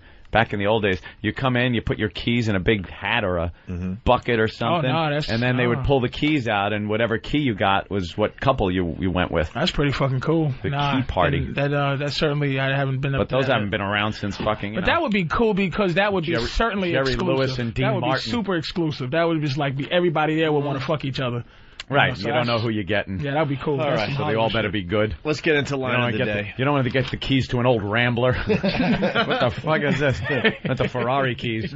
Line of the day, sponsored by BowDogFight.com. Log on and watch American fighters battle for the right to represent the U.S. in a bout against the Russians. It's all on BowDogFight.com, a mixed martial arts tournament and docu-reality unlike any seen before. We got two runner-up lines of the day. Two runner-ups. Here's the first runner-up line of the day. And I eat 14 hamburger and 2,000 packets of this red soup that's called ketchup. And now this morning, after what just happened, my anus it hang loose like a mouth of a tired dog. He killed. Is that funny? Yeah, we didn't know how to handle it. We weren't sure how to handle him, I should say, but he made it real easy. Rock, man. All right, here's the other runner-up line of the day. Anal. A lot of women have been talking about your film and saying that it doesn't show them in the best light. Like you. Thank you very much. That's it. That's good. That was funny. I like the taking photographs of women making toilet. Making toilet. Or making the toilet, Making the toilet, yes. I don't know what he said. Best he just say it. I'm going to congratulate Patrice O'Neill. I think he got line of the day. Oh, okay. Oh. Here it is, line of the day. I don't know. I'm just guessing. Jimmy's song gets cut off again. I was professional. I was going to talk up to the singing. All right, just play it. Here comes line of the day, line of the day.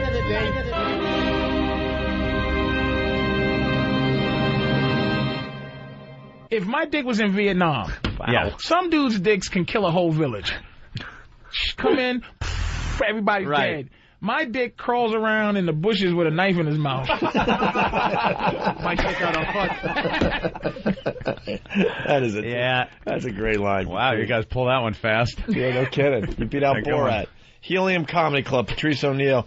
The 16th, 17th, and 18th. I got it. November 16th, 17th. November 52nd. Consecutive takes. And Foot, you got to plug? Comedy Cave in Calgary, Canada. Cut the shit. The Comedy Cave? In Calgary, Canada. I killed him in Cucamonga. From the Lumberjacks, I guess, the 7th through the 12th. See, you please leave it in this. You prove we're not friends. Mics are just about to be turned off and you're already out the door. Patrice has to leave before He's we're already done. up. I understand.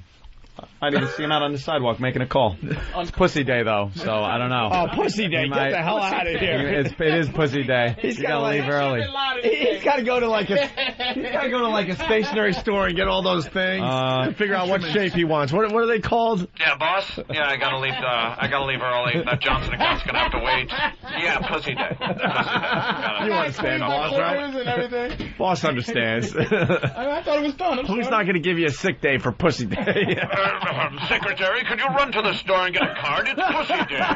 Thank you. Get me the read file. Pussy Day.